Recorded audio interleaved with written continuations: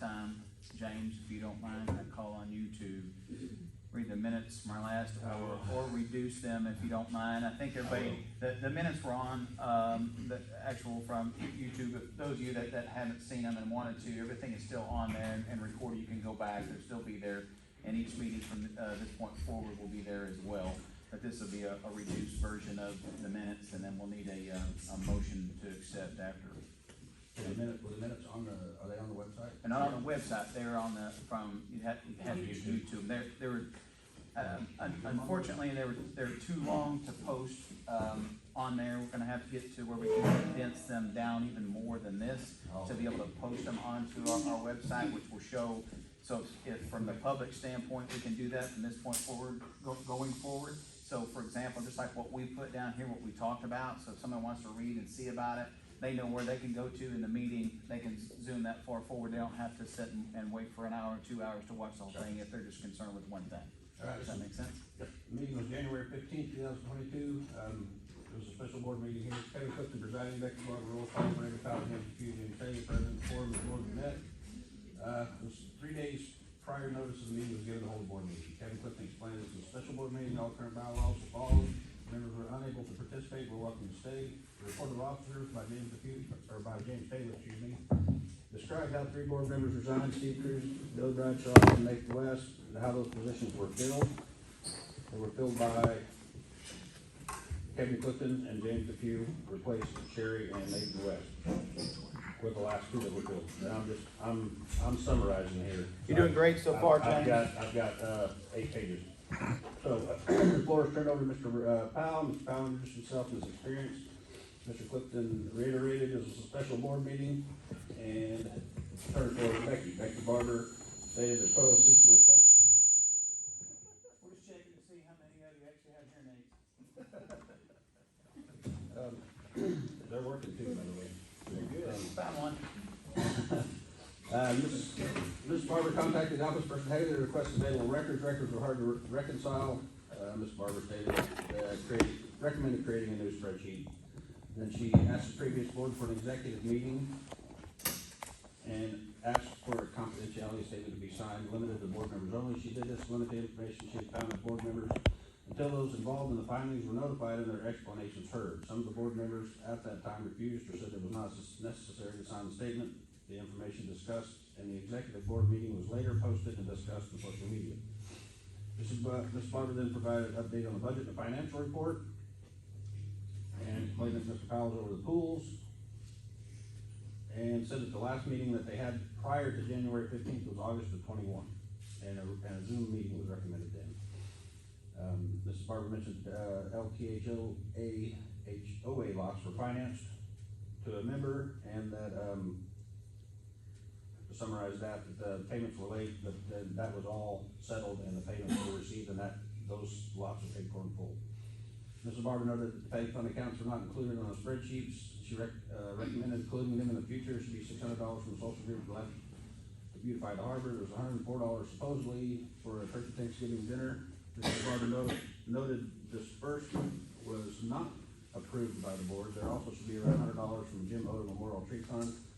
She recommended that if all the funds are located, they're added to a spreadsheet and on the budget in the future. And then she explained, talking with the office manager about the accounting software, she found payments and not matching the deposit slips. Discounts were given for dues without permission of the board, and dues zeroed out for owners with hardships. And she then, I'm going to read this paragraph. So, Mrs. Barber stated that according to the current bylaws, all dues should be paid in full, and recommended that this happens in the future. Mr. Clifton clarified the office manager did not have authority to relinquish any bill or negotiate less than full payments for dues for board approval, with board approval. Any changes by the bylaws will have to be approved by the members. James Depew made a motion to hire an independent CPA investigation. Mrs. Barber mentioned that there is more we need to hear. Mr. Depew withdrew the motion. Clifton accepted withdrawal. Mrs. Barber stated transactions on January 21 stood out to her. It appeared that every board member at the time were compensated for dues. Mrs. Barber stated she'd been told the previous board member had voted this, and she referred to bylaw stating that board members were not to be compensated. And then Mr. Clifton stated that any changes by the bylaws needed to be voted on by the board, voted on by the members, not by the board. He suggested that all past minutes be found and anything to do with money investigated by the CPA. Mr. Clifton stated that office manager resigned on January 4th, 2022. Mr. Clifton stated Mr. Taylor and Mrs. Barber's names were placed on a checking account to be able to pay expenses for the LTHOA after January 3rd, 2022. Mrs. Barber had reported employment taxes not been paid 99s for 2021. Adam Haddock had been CPA in the past, and Mrs. Barber recommended security be 1099 employees and had contract on file. Mr. Clifton suggested a meeting with security to discuss contracts and payment terms. Mrs. Barber suggested anyone with an employment contract or board member should have a background check completed. James Depew made a motion for a board to meet with security to discuss payment and contracts for the future. Mrs. Barber second, board agreed unanimously, motion passed. Mrs. Barber stated that on December 1st, 2021, a check for $1,750 was written to the office manager for December payroll. It was signed by the office manager and a board member's rubber stamp was used. She added the December 28th board member meeting. A motion was passed by the board that the board should appoint a treasurer. The motion passed and Mrs. Barber assumed the role of the treasurer. Mr. Taylor made a motion that Ms. Barber as treasurer take over the office, and the motion was passed. It was also agreed at that time that no rubber stamps were signed to be used to sign checks. Mrs. Barber and or Mrs. Taylor were to hand sign all checks. Mrs. Barber requested bank statements from the bank, cost of $5 for December. She found credit card used issued to Billy Bradshaw with transactions in the statements. Card needed to be canceled because it had been displaced. The card had been used for online purchases. Mr. Bradshaw was asked to pick up his rubber stamp from the office. Mr. Bradshaw resigned from the board at that time. The office manager wrote special minutes stating she was removing herself from the checking account on December 29. A check written to the office manager with memo January payroll was signed with Mr. Bradshaw's stamp. Only the bank cashed that same day. I'm trying to see if I can summarize this more. And Kevin Clifton asked me if anyone had been handling money was bonded in case of wrongdoing for the bylaws. It was agreed that should be investigated. Mr. Taylor said that the LTHOA insurance was with Grandview. Bob Perry was the agent.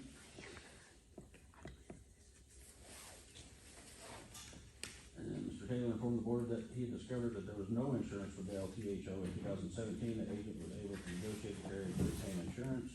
Mr. Powell asked if the check written on December 28th was $1,750 was paid in advance for January to the office manager had been recovered. Mrs. Barber stated the money had not been repaid. Part two.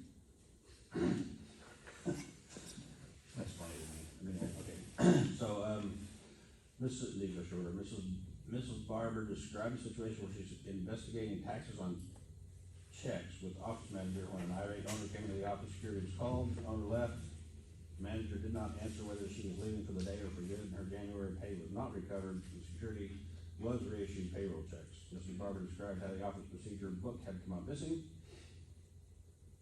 and the office manager stated she did not remember the passwords. They were in the book for the computer, the passwords for the computer. Mr. Clifton stated that the website was up and running.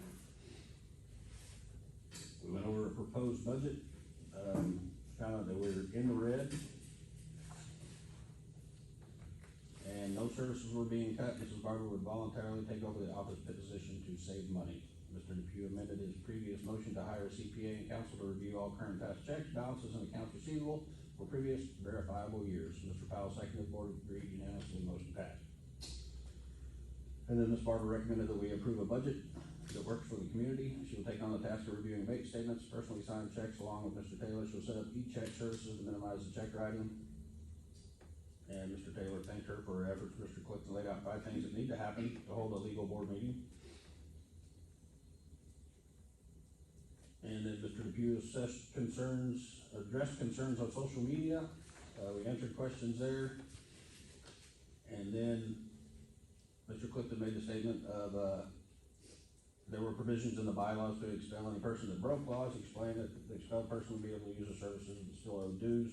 And then that was about it. The board agreed. There was no further business. Motion adjourned. Second accepted.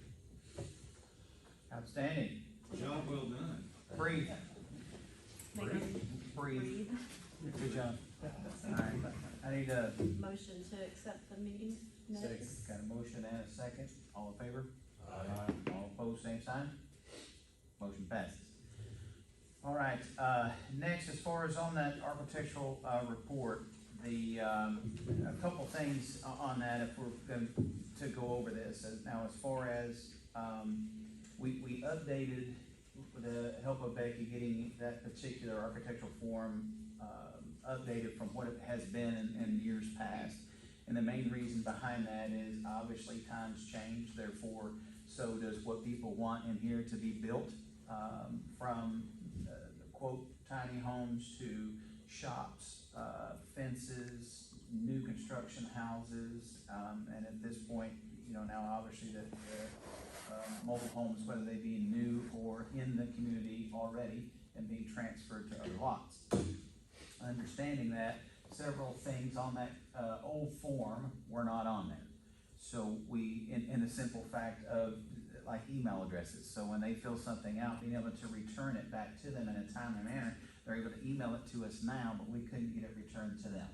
So to make things a little bit more simplistic, we've made those changes, uploaded that, so it's currently on our website for all to view. At the same time, for them to fill out online, and there's even a highlighted version there where they could actually click on it and then upload it and send it right back to us. So it makes things a lot simpler for the community and the members to be able to access that and get it back to us. So understanding that, so we've changed that form up a little bit, and at the same time, the bylaws are set up for us to have an actual committee on architectural, so not just the board itself, not just one person. So as of right now, obviously it's me, that's the way it has operated in the past before, is one person. But what we'd like to form is what our bylaws have, which is a committee, which stands of one person that is on the board, and then two other current members that are in good standing. So understanding that, what I would like to do is put that motion into play, that we actually form that committee to have two other members and not just me appoint them. So we'd like to open that up to the members, and I'll put that out there on the website as well, to open that up so we can have those people in place by this time next month. So we'll have a 3-person committee, which is what our bylaws state. So again, it'll be one on the board, and then 2 other people. So we have to have 3 people then to approve a form that anybody sends in. That way it's not just like there's one person in charge. So we're gonna follow, like I said, when we started this, that we'll follow our bylaws as they've been stated and implemented before us. And then as things have come up throughout this year, and what we're gonna end up doing, coming to our members meeting, which will be held obviously this summer, but any of those things that we feel like need to be changes, we'll be implementing those as this year comes along, so the members know what they're voting on. So it's not just in years past, we're just gonna vote on members that are here to actually, help run the board. We're gonna be voting on those bylaws. If there's changes, things that need to be added, we're gonna do it exactly how our bylaws state. It'll be on the actual form for people to actually do those voting changes. And if it's agreed on by the membership, then it passes. We'll make that amendment to our bylaws, and it will be filed of record. So it's not just board up here being able to say, this is how we want to do things today. Well, it might change next year, but again, this year it's gonna run like our bylaws state. So with everybody's help, obviously, up here on the board, and your help as well for the members that are here to pass that along. So hopefully we'll let everybody know that that's the plan moving forward. So anybody that wants to be a part of that, the architectural committee, please, you can just, there's 2 different ways on there. Of course, my information's everywhere. You can contact me at any point in time. But as far as on there, 2 different ways. You can click the email, and if you email it, it comes directly to the LTHOA email, which at this point in time is coming directly to Becky. She can forward it to whoever needs, whatever their question is from a member. She'll be able to forward it to one of us that actually can help you more directly. At the same time, at any point in time throughout the website, there's an actual icon at the bottom. You click on it, it says contact us. It'll come directly to me personally that quick. And then I'll be able to direct those answers as well as quickly as possible. So please, those that are interested, reach out to us, let me know. If we don't get any help from that point forward, we'll be noted at the next meeting that we don't have anybody that wishes to be working with me personally. So I won't take it that none of you want to work with me, but I'd like to see some help. I will say that the website thing is working. We've got, and a lot of you guys don't see a lot of this, but we have a lot of communication with members about things in the last month that I didn't have a clue happened, and I don't know if it happened like that before, but it seems like it's working really well. I mean, the questions are coming through and they're getting answered pretty quick. So That's, if you have a question, hit that website up, hit contact us, and you'll get an answer. Yep, thank you for bringing that up. Rolling through, as we come down through here too, is, the question that was brought up from our last meeting was that there was some property that was actually used to be owned by the HOA here from at some point back, and then it was transferred into some, board members' names, and, I was asked to see if we could rectify that situation. I reached out to that individual and that past board member and asked them, the situation, and they had stated that they would, if they could receive an actual deed, that they would sign their ownership back over to the HOA. Understanding that, I've actually sent that out to them. Of course, you know, in today's world, everything is snail mail unless the individuals are here personally to sign and give you those things. So we haven't received that back as of today. It's still not back, but the verbiage is that it would be transferred back to the harbor. So I want to pass that information along. Next, the things that we have to talk about is, Vicki had found in previous minutes from, again, a previous administration, none of which of the members you see up here were on that at that time, but the question had come up about charging members to actually get an approval for an architectural form.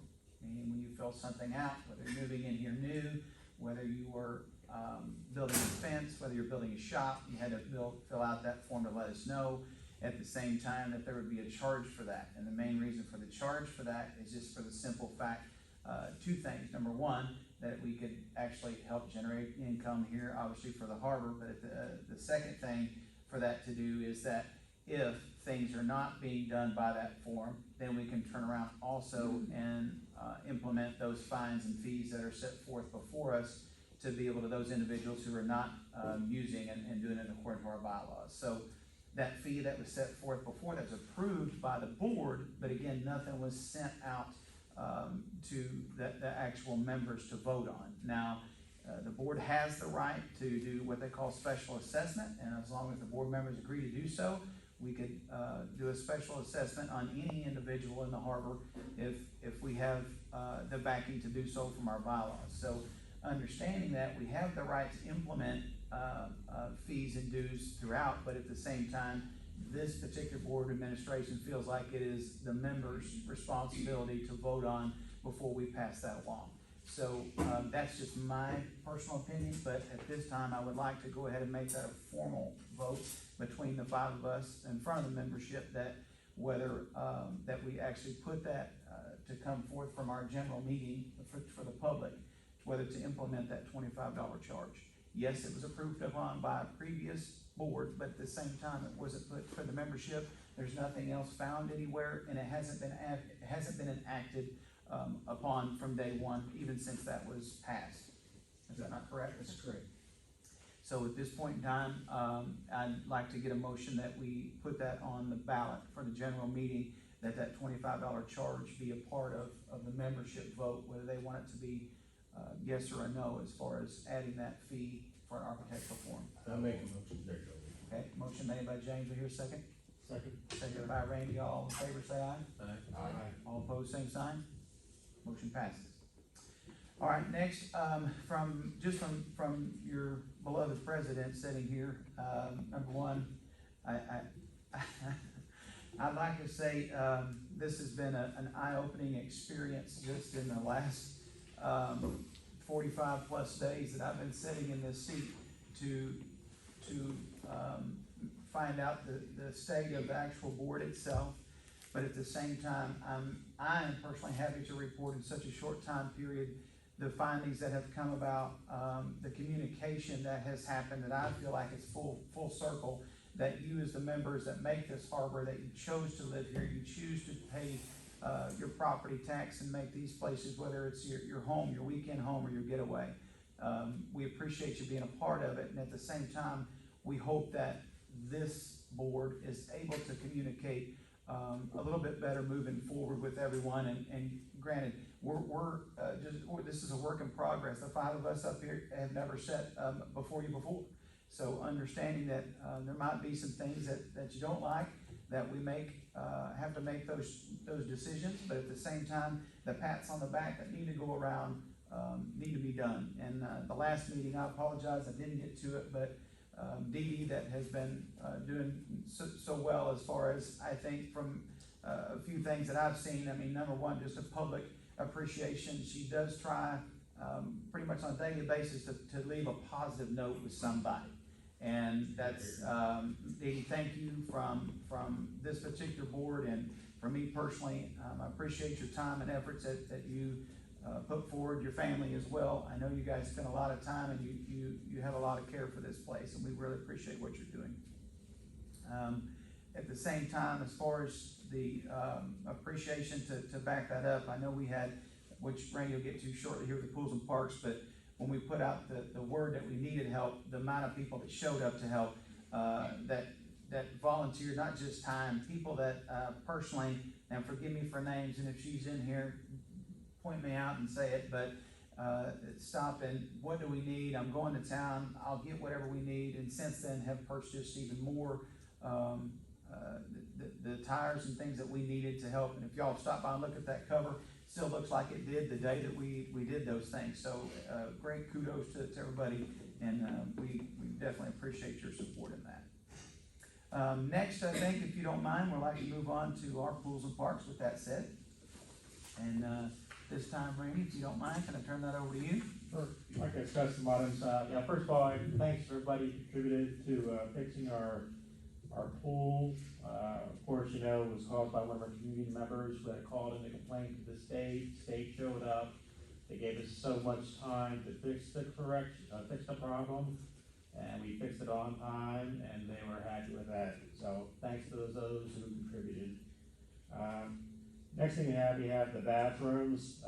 Same thing, we had a water leak in there, probably due to the cold weather one time, and we had a lot of community help who arrived and pulled out the hot water heater, replaced some of the bad piping, put the water heater back in, and then a few days later came back and replaced one of the heating elements, I believe, in the hot water tank. So folks who use the showers regularly, they have the hot water, and the bathrooms are open for business. Now those bathrooms still need a lot of work. They're original, they're old, there's still a lot of work to be done, and as we get the funds and the weather warms up, hopefully we can get some more done in those bathrooms. But just everybody remember they're community bathrooms, and as a community, we all are expected to take care of the property. Is keep an eye for anybody who might be defacing the property, you find that, and turn them in if you have to, really. Okay, so I appreciate any help there. Some of the items I brought up for this meeting here is I'd like to see if I can get another 1 or 2 picnic benches put out in the park area. Currently, there's one out there with like a tree that might have fallen on it, but more picnic benches so folks can sit there and watch the kids play. Maybe have a little picnic out there in the summer. That's something I'm going to work on, get something out there. Let's see. Not included in there, but I recently have had some people talk about wanting to get water and sewer out to this building, which it doesn't currently have. That is an expensive thing to do, and I think as our financial situation comes better, maybe that's something we could think about later on. But right now, you know how expensive it is to run water and sewer in this neighborhood, so it's on our minds, and we haven't forgotten about it. And I think also on the list here, we had talked, I think security had talked about maybe getting some additional internet or Wi-Fi to this building. Is that correct? Mm-hmm. Okay, I think we might be able to do that as the weather warms up a bit, put some wireless antennas up, and I could probably help that. And I think Becky's husband has good knowledge in that also, so maybe bring some Wi-Fi here for the meetings, so we could transmit those real time out to people who can't make the meeting possibly. So I think we'll work on that maybe this summer too, when it warms up a bit. Okay. So Any additional issues on pool parks that we need to bring up, anybody? If you don't mind, I have a few things, and I apologize for anybody that didn't get yours printed off, but I have your section here. Oh, okay. So we have implemented the direct deposit and, on the Sarah Price, she's our bathroom cleaner, Okay. and that's completed, so there are no checks that have to be signed for that. I'm not sure who donated them, I wanna say Don Taylor. There's new signs on the bathroom doors that you Yeah, put up. got new signs on the door. I worked on the door jam where the women's door does close now. You know, have to pull close when pop it back open. There's still work needs done on the door jam. The striking plate's been fixed, but I need to put a door stop. All it is a piece of molding that keeps the door from going any further than it's supposed to. I had the wood, it's set to put it up. The bathroom, still need to get that pipe to the latrine. I bought some PVC piping for it, but, it's needs to be a little large. It's a heavier gauge that I need to install. But we're trying to get that done. I know the men's shower, the doorknobs are, I mean, not doorknobs, but the shower knobs are original. You can see them for years and years, and people be using vice grips on them. The only way to turn the water on the shower is a little nozzle up on the shower head, basically on and off. So the water's pre-mixed, hot and cold, I suppose. Somebody jumps in, turn the water on, turn the water off. So it is usable, but you can't mix the hot and cold at your liking. The women's shower isn't having that problem, it still works, correctly. So again, that is, your dues that are paid, as we'll get to here shortly, as far as how far, your money goes. And when I say your money, it's your money. And the things that, as the members want to see fixed and repaired, we also gotta call on you to help us, you know, those that are not paying dues, to just reach out to them. Please beg, whatever the situation may be of, well, what the reasoning is for not, because, unfortunately, just like it's been brought to my attention many times, that, you know, an HOA runs, unfortunately, just like how we're living in this world. So if you go look around, I mean, there's some that are paying for others, and that's exactly what's happening in this HOA. So if we can call on those folks and ask them, which is what we have, I say we, Becky, has been able to spend multiple hours on to find and be able to truly go back on the individuals and find out where they stand as far as being able to bring them up to date on paying those dues. But the more money that we get in, these things are gonna be able to get put back together. And not just that, I know the talks of, you know, raising dues and those sort of things, all of that has come about by membership talk, not the board talk. The board talk is, if we have X amount of money and we got too much month at the end of the money, it's our job to figure out how do we actually survive if there's no money. So if the membership isn't paying, what do we have to do to make them pay?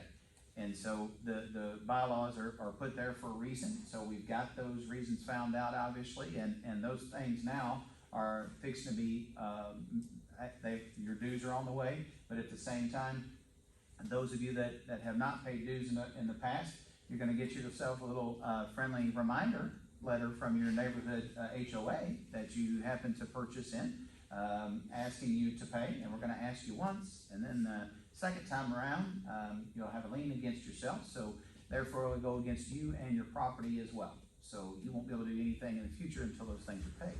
So if you decide to go out and buy a car, decide to go out and buy yourself a house, or anything you need to do with credit, when they pull your little name, guess what? That's gonna be attached to us, and we'll be able to get those things done like it should have been done a long time ago.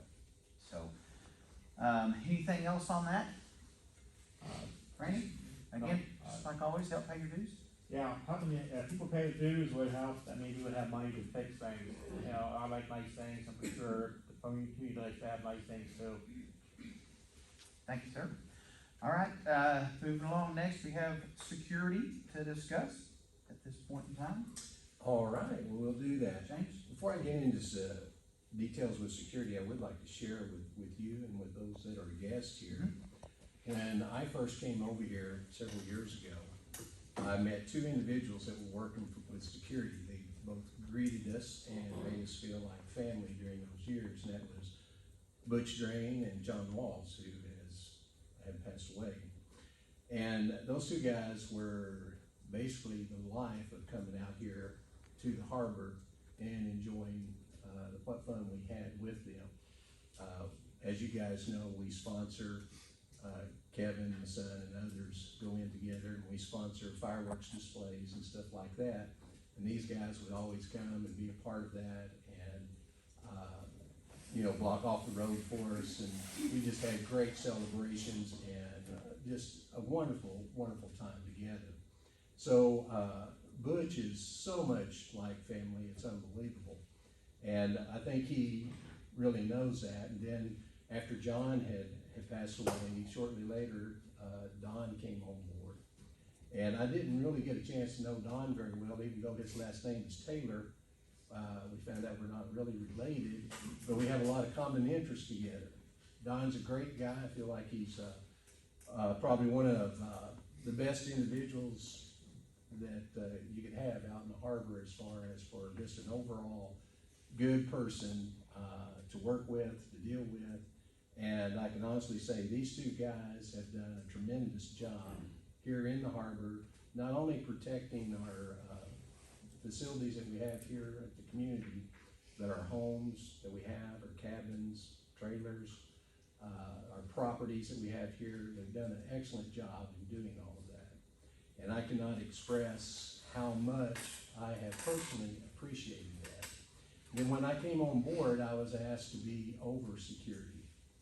And being over security, it was an interesting little deal for me because it gave me an opportunity to check in and just see how much the security provides for this community, and how much these guys have given their personal time, extra efforts to keep the trash picked up, monitoring the trash, making sure individuals throughout the community were not illegal dumping. And then when they did illegal dump something, they were out in the trash dumpsters taking all the illegal dumps out and disposing of them in different means and manners of disposal.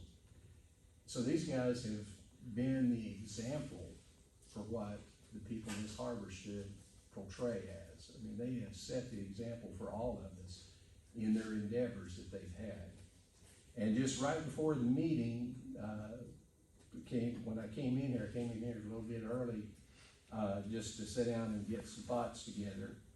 And I was greeted by both of them, and they had shared with me that they are resigning their positions as security guards and the security officers we have in the harbor. And they shared with some reasonings for their resignations, and as of March of the 16th, I guess, would be their last performance here for us. And I'll address as much as that as I can that I have available for their reasonings for resigning. However, with that being said, I just want everyone to know how much they mean to me. They're like I said, they're like family. So hearing them to resign is really heartbreaking. And so as being over security, my advice to everyone in the harbor until replacements are found, that if you have an emergency, you call 911 or you get ahold of the sheriff's department for assistance. During the meantime, you may have to take a look into maybe developing a crime watch system or something of this nature to address the circumstances. So I just want to pass that on to the board. And so we will have to get together and decide on how to next phase of addressing the replacements for these two guys. With that said, I'm just going to go ahead and address what I had scheduled for our meeting. When we were sitting down, taking a look at some of our costs that we have and our expenditures that we have within the harbor, each of our divisions were asked to look at areas that we could cut costs, if at all possible. So I met with Butch and Don to find out what we could do to reduce some costs within the security that we have here in the harbor. And jointly, I was asking questions with them, and they agreed to the fact that we have a little street light down as you enter into the harbor where the guard shack is located. That it costs us roughly around $400 a year. And they said that there's no purpose for that street light as far as for security purposes. It was there, I guess, at one time, before you could enter in the harbor, you had a security guard that was stationed there, and he would allow you to in or whatever. And that was the purpose for it. So if we, as a board, were to eliminate that security light, that would give us $400 a month annually, or not a month, but annually, of a savings. So I guess that's one of the things that I'd bring up. What's your view on that? If you want to make that as a motion to do that, or to check into it further, or whatever, but according to Butch and Don, they don't see a need for it. Well, at this time, we need to open that up to discussion amongst us as far as the security light itself. If I'm not mistaken, I think there's another one across the street, so they're, in other words, like, if we eliminated it, then the one that's across the street next to the store eliminates that area already. Well, and the store itself, by the way, they are hoping to be open within the next 60 days. So, once that happens, obviously they'll be having their own lights and things that is gonna be better for all of us for the entryway. So that will probably be kind of overpowered at that time, in my opinion. But you all have any discussion on the security light? Is it $400 is that a halogen light, takes a lot of electricity, or? It's probably maintained by the electric company. Yes, it is. So it's just a We phone just, call we're saying we don't renting want it this light. basically. Okay. So we have 3 electric bills. One's the office, one's the community center, one's the guard shack. And it's roughly 33, give or take, a month. Down to guard And, shack. Do we need power to guard shack? no, So you used that's- to have a We don't computer, I there's think, or power something to hooked that up in the effect. guard shack. Went down there, and I didn't, nothing would come on inside of it, so. That's just a phone call to Lake Regional Electric and Right. say, hey, we don't want that light, disconnect the service. Let's say it's $33 a month. I say, we don't have power down there, we don't need power down there. Let's get rid of it. If that's the consensus, we need a motion on I on make that. a motion, we call Lake Regional Electric and cancel that guard shack service. If there's a meter, is there a meter there, or is it just? Yeah, there's a meter there. So cancel the service for the meter at the guard shack. Got a motion? We have a second? I would make a motion. Yeah, second. Any second? All in favor, say aye. Aye. All opposed, same sign. Motion passes. Have that done, okay? Okay, and then to go ahead. Sorry, I will make that phone call. I can Are make you that phone going to? call. Okay. I can do Okay. that. The next thing is in regarding to the guard shack itself. I talked to Don and Butch about the use of the guard shack, and the only purpose that it has at the current time is that it has the security phone number on the side of the building. But other than that, there's no need to have the guard shack, and I was just wanted to bring before the board if that would be something that we might consider possibly taking bids on, somebody in the community that might be interested in that as a shed building of some kind, or make a tool shed out of it, or I don't see any reason for us to have it or maintain it there. We are paying insurance on that particular building. It's probably not a whole lot, but it's part of our package, and see if we even actually need it. Okay. That's just food for thought. I've answered that question for friends and relatives that I brought in. Oh, you got security guard there? No, we don't have security guard there. So it is kind of an eyesore, why is it even that kind of thing? Well, opening that particular question up, more or less more for discussion on that particular building on, is it a necessity for the harbor? At the same time, is it a hindrance? So, you look at those things, like what we have around here, if it's something that's going to end up costing the harbor money in the future, or is it an asset? If it's an asset, obviously it needs to be protected, and if it's not, at the same time, it's not an asset, we know what it's gonna become, right? So it's gonna be more work for us or the board members in the future, the members, et cetera. So, in essence, like right now, if it's sitting there and not in use, but if the board or at some point in time elected to, you know, dues changed over and they're $2,000 a month in here, you know, something that's ridiculous, and they wanted to have, you know, 2 guards up there at a time, and that's up to them, would that be pertinent to them in the future? But for us, is it a detriment to keep it? Does that make sense? Is it, We own the lot that it sits on as well. that's, So we okay, pay county taxes on that too, not a whole lot, but we do pay county taxes on it. okay? So, Something to think about. I personally think we need to just kind of get the word out that that's a possibility that if somebody's interested in it, and somebody knows somebody that might be interested in it, contact us. Can we table it till next meeting, and, I make a motion that we just get the word out about the security shack, everybody think about it a little bit, cause, is it on slab, is it a portable building? You know, I truly don't know.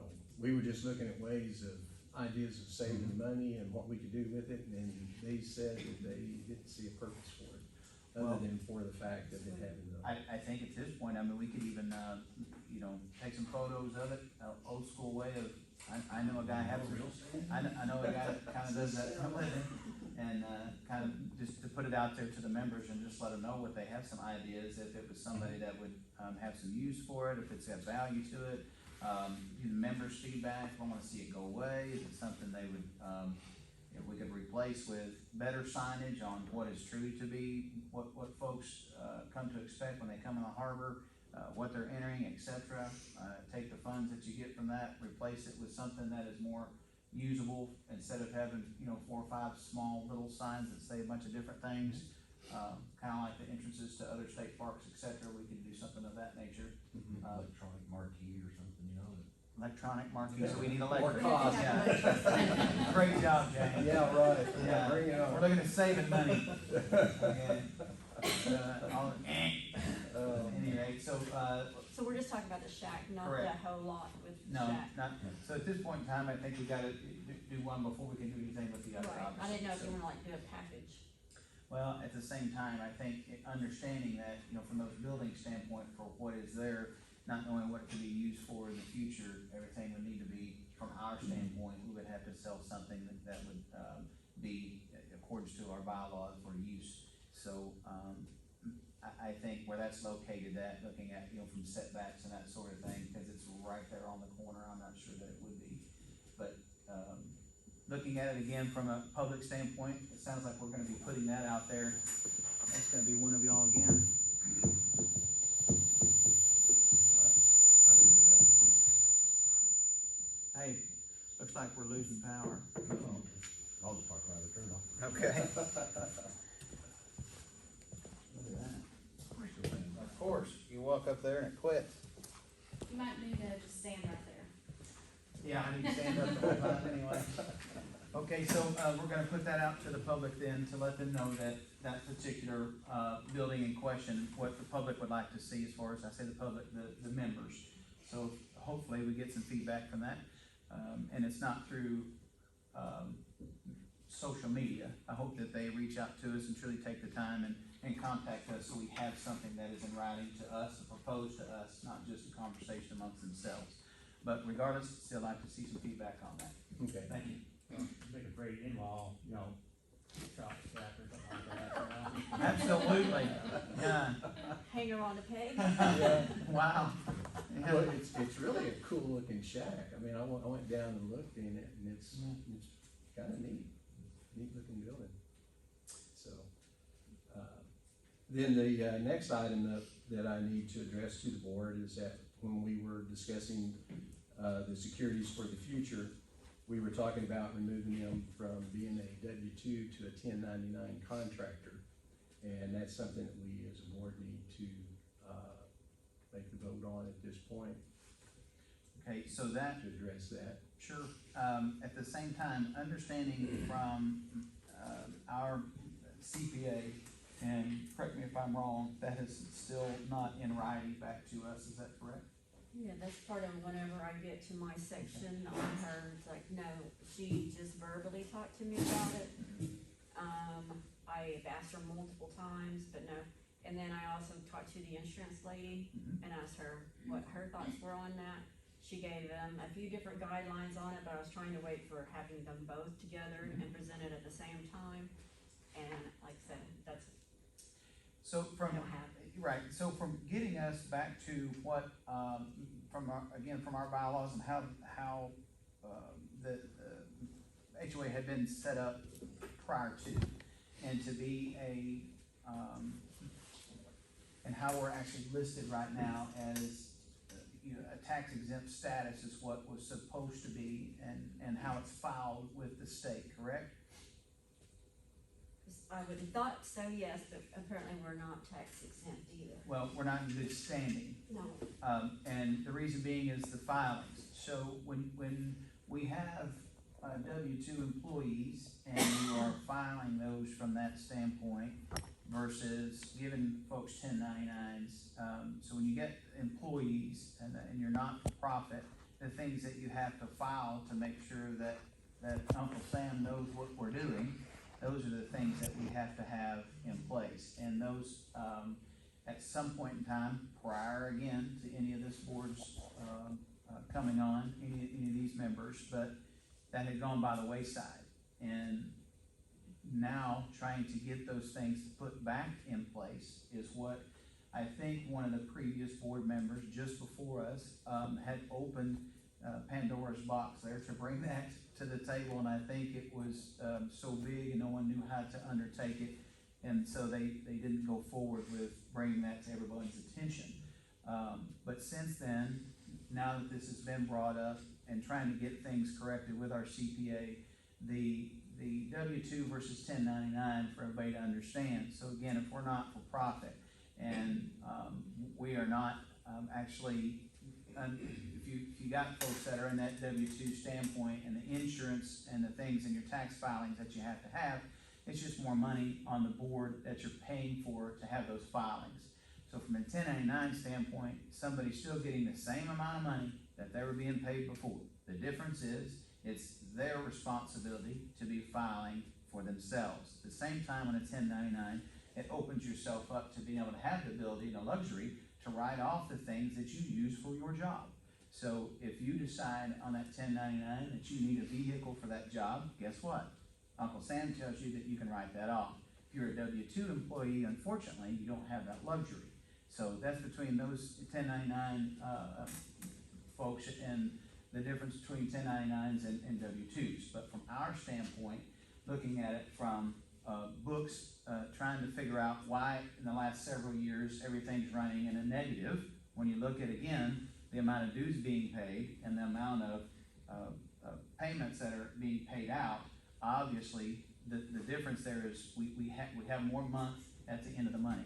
So the verbiage that we've got from an insurance standpoint is stating that from an insured, the board themselves is insured under our insurance policy. So any board member that's sitting here is covered under that. Now, from the insurance side, after you spoke with her, Becky, and I think, James, you spoke with our insurance folks as well. So understanding from the insurance standpoint, the CPA has not put it in writing to us to tell us point blank that yes, you can, or no, you can't. That verbiage has not come. What has been told to us, the recommendation is we want to be in the status of truly going away from, help me out from a word standpoint, but for us to be back in good status and being in good standing, that we need to be for a nonprofit not to have W-2 employees. So that was the recommendation. So it wasn't fathomed by the board. So if everybody wants to get upset with us, it didn't come from us. Again, we're trying to fix a broken wheel. So bringing those things up to see the difference of if an individual is still being and receiving the same amount of money, what is the true difference from the board standpoint versus the payment standpoint? The board liability is decreased. The amount of money from us is being held, meaning we're saving money. The liability is decreasing, and the payment though is still being the same out, so that the 1099 or W-2 employees receiving the same money, it's just on them to be able to tell Uncle Sam whether they made money or not, and it's not our liability, correct? Correct. Hmm? We're Correct, also getting assessments that we haven't filed so many times right, on our quarterlies, right, and so each, like I've received, I don't know how many of them, just the last month. past fees, we're Past being fees. charged because it has not been done, Correct. because those have been a W-2 employee. Incorrect. Outstanding. All right, so understanding that, moving forward, I think that the motion, I guess, is, or question before a motion is being made, that moving forward, because of how the board was actually set up to begin with, these were 1099, folks to begin with. Where and when it got converted over to W-2, and at what year was that? Again, this was before my time of being here, or being on the board, or an ownership in the community. So, but looking back, and how far back from have we gone to try to find those things? It's not been well, the records have not been well kept.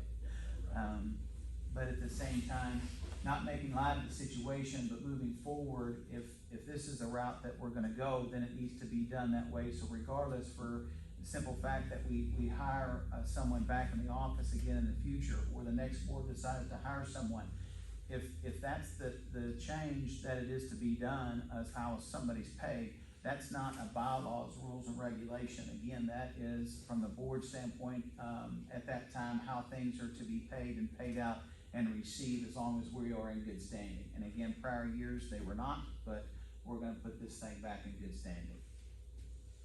Any more discussion on that before we try to make a vote or a motion on a 1099 versus a W-2 employee? I understand. Good to go, Randy? Yeah, I understand. James, Becky, anything to add? Okay, at this time, then I think we need to go ahead and make a motion, and not just for, under security, but if we hire anyone for the office manager position, anything else, just like how we're doing now, to be paying anyone for cleaning, et cetera, everything will be through a 1099 if it's hired and paid out through here. That's what you're gonna be voting on, if that's the motion that's gonna be made. We understand how that's gonna work, Yes, I do. okay? Any No questions? employees, all contractors. That is correct. Understood? All right, we have a motion, Yeah, I motion, pass that resolution. so we got, Randy makes the motion to be able to, convert anything from W-2 to 1099 contractors going forward, from the dues being paid out. I second that. We have James is a second. All in favor, say aye. Aye. All opposed, same sign. Motion passes.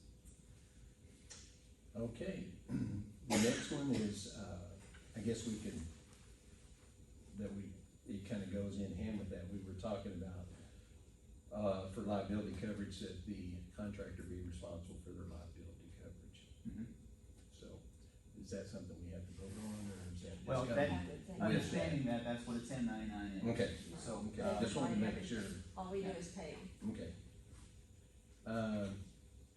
Then we discussed about, our security guards were always paid what were they paid prior to, on a Tuesday, every other Tuesday or something of that nature? Originally, Butch was getting a weekly check, Yeah, Don but- was getting it bi-weekly, Yeah, and then, starting in January, we changed Butch to bi-weekly, so they would both be on the same check to Yeah. date. And then, just recently, I Rather set them than- up for yeah. direct deposits to be on the Twice a month. 1st and the 15th. right. So we, are changing security officers' payment, it'd be direct deposit, it'd be on the 1st and the 15th of each month. And, that salary was based upon, from what our findings that we had for the last couple of years or so, We with the W-2s. Originally, they were getting paid 2 checks, they Yeah. were getting a mileage check and a, Yeah, that's on a Pay different hourly, area now, okay. but we can go ahead and discuss Go that, ahead. that's No, the go next ahead. one. go ahead. We were paying, go ahead and explain that, since you've already brought it I'm up. sorry. That's next on there, so I don't wanna take away your thunder here. No, go ahead, I'm sorry, I didn't realize that was your next item. In the past, we had, at some point, it was decided that security would receive a gas allowance for, to compensate for the fuel that they had for traveling around in the harbor area. And they were receiving 2 different paychecks. And that's just kind of is cumbersome in a way where you have to write 2 checks. And so we decided that we could incorporate that gas allowance in with the payment of their salary. It wasn't eliminating any salary that they were already getting. It was the same amount of money that they were receiving. Rather than calling it a gas money, we just put it in as a salary. Same principle behind it. And as a result of that, that increased their pay. Well, it didn't really increase their pay, but it increased the check. So we was only contributing to 1 check versus 2 per employee or per person, contractor. And now, since it's a direct deposit, we don't even have to write a check. It automatically goes into their checking account, and it's just a lot easier to do. It's a wonderful transaction. They have their money there on the 1st and the 15th, and you don't ever have to wait to make a deposit or anything. It's just automatic. So that was, in my opinion, is a real plus. I've been doing that kind of process for several years when I was employed. And then, so there's no sense of voting on any of that. That's just a given, isn't it? Right? That's my personal would be, contractor usually provides everything, or, Right. and then we just pay Yeah.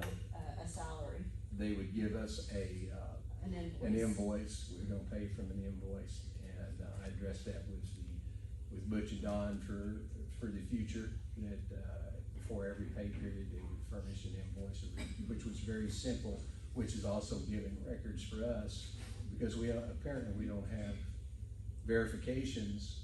If an audit were to be done, that while we're paying them for what purpose, Don was supplying a spreadsheet of his hours. you could utilize that, yeah. Right, but it didn't really break it down like It that. wasn't professionally done. Right. Yeah. So, moving forward, that will take care of any audits that would have any questions on, so that's a good deal. Do you mind if I ask you a question, or if you're aware of this, or maybe if there's history of this? So, at any point in time in previous boards, and even for any amount of time that you've been here, do you remember seeing, the board ever needing to hire extra security for any point in time, or fill in if someone was not here? Prior to us purchasing property here, I was told that they used to have, kind of a crime watch team of some sort. Right. A neighborhood watch type Right. group, and, But there was never like a fill-in, somebody could come in for a 2-week period and they let somebody do security. that I don't know.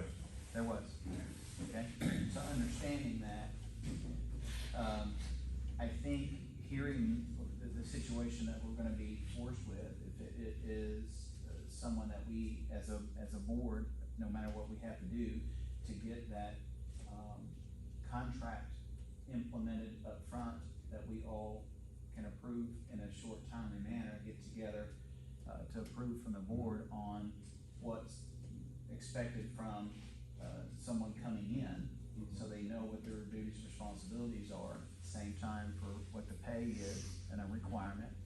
And then even if it's on an interim basis, if that makes sense, that they're doing those things before they can be, a full-time position or something of that nature. I don't know if That is employment contract. Correct. That we can sign. correct. We do have a contract that Nikki has put together there, and I put up some guidelines for the position of the security officer. Nikki's got copies of them there.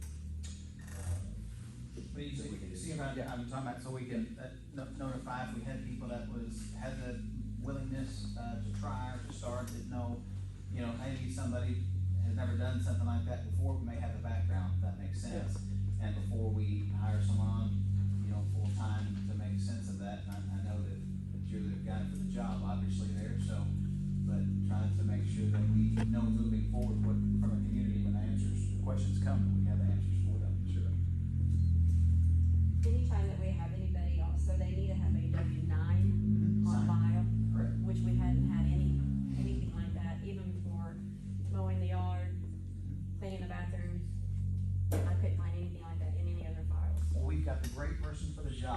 Yeah, absolutely.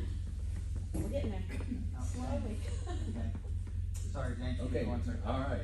The other thing that we have is that we've, since, we've had some changes being made, started looking into who all, has a key to various aspects of our facilities. And, to answer that, we really don't know who has keys to what. Primarily for the fact that there's not a lot of documentation that we've been able to find. I've talked to Don, he does have a list of the keys that he's aware of, what needs to be on the facilities. But like, you know, where all these keys are, we need to have according to what I have talked to various people about, is that there should be a log out of some kind, a log sheet that verifies what key is issued to what given person. Like, for example, if I were to give you a key to the office, I would show you having a key to the gate, the office door, key to the pool area, and it would show all those keys that you as an individual had. And if that key is missing, if you lose that key, you are to report that key to security or someone that you have lost that individual key, because that means we may have to possibly have that, if somebody may have stolen it, we might need to get it replaced, relocked, rekeyed, or whatever the case. But we don't have the means of that availability right now, so we don't know who has keys to what. So that is something that needs to be implemented, and a list of that maintained, and that list be a hard copy electronic file as well, so that it can be available.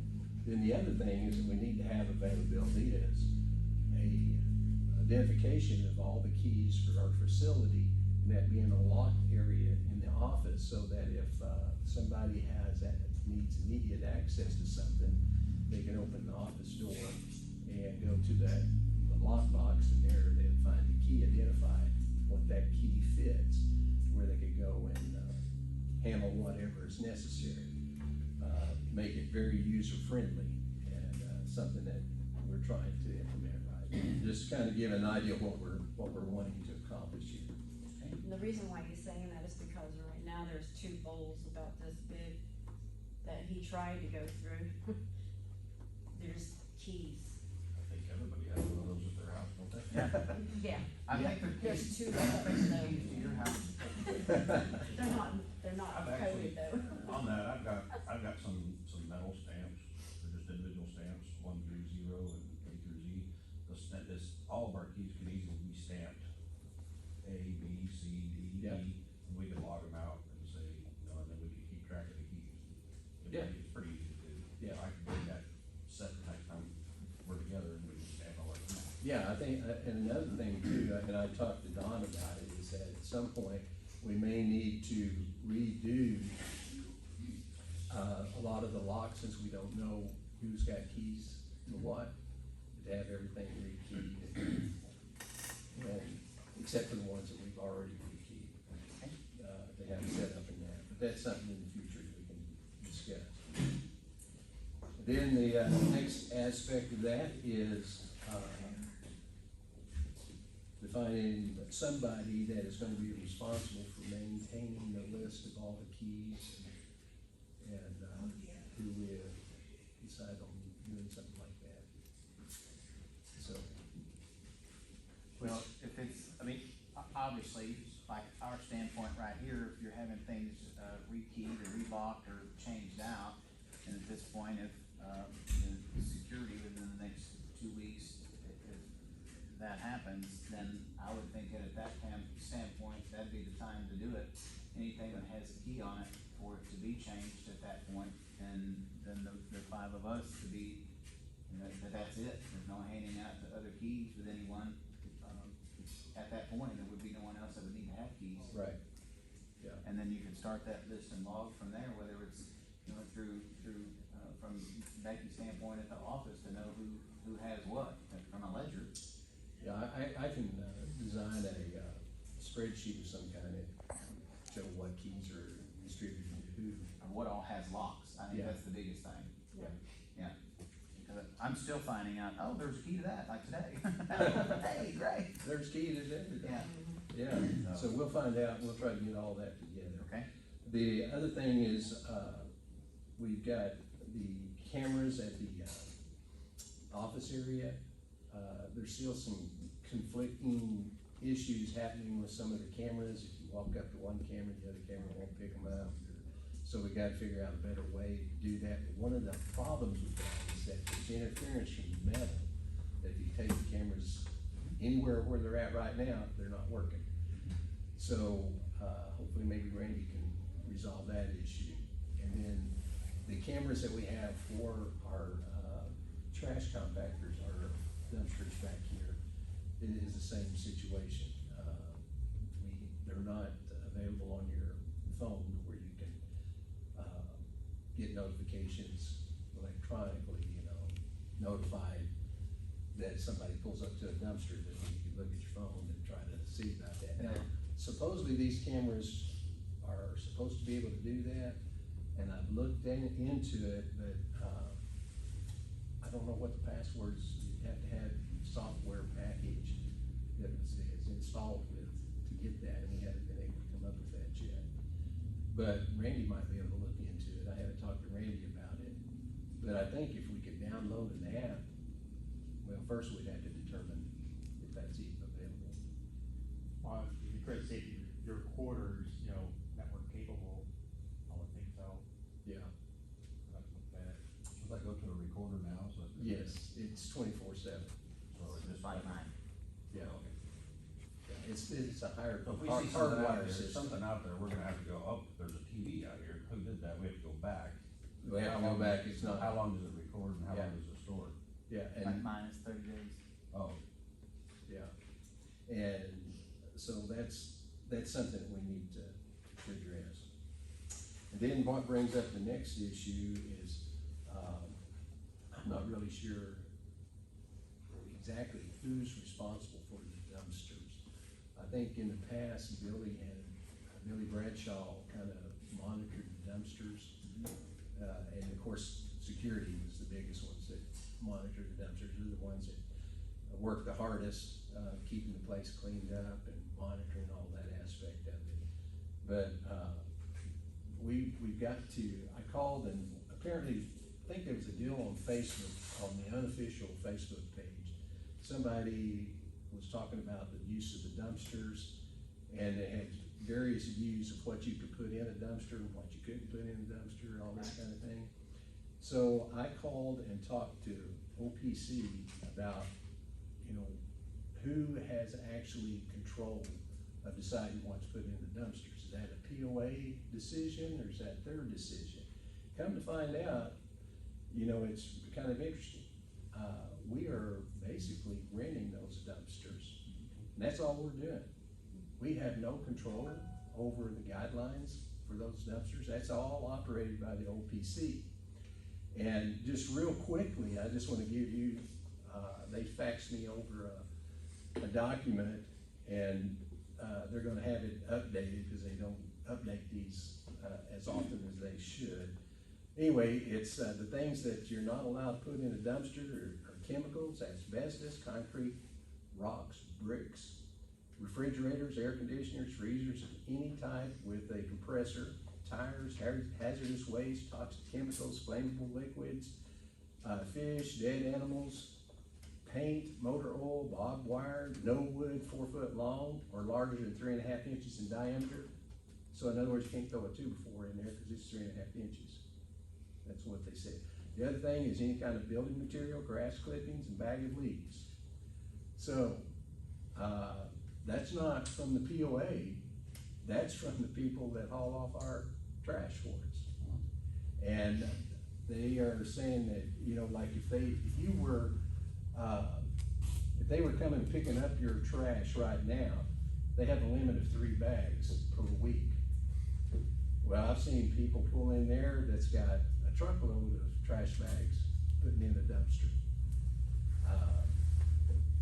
You wouldn't be able to do that if they were to come pick up trash at your house today.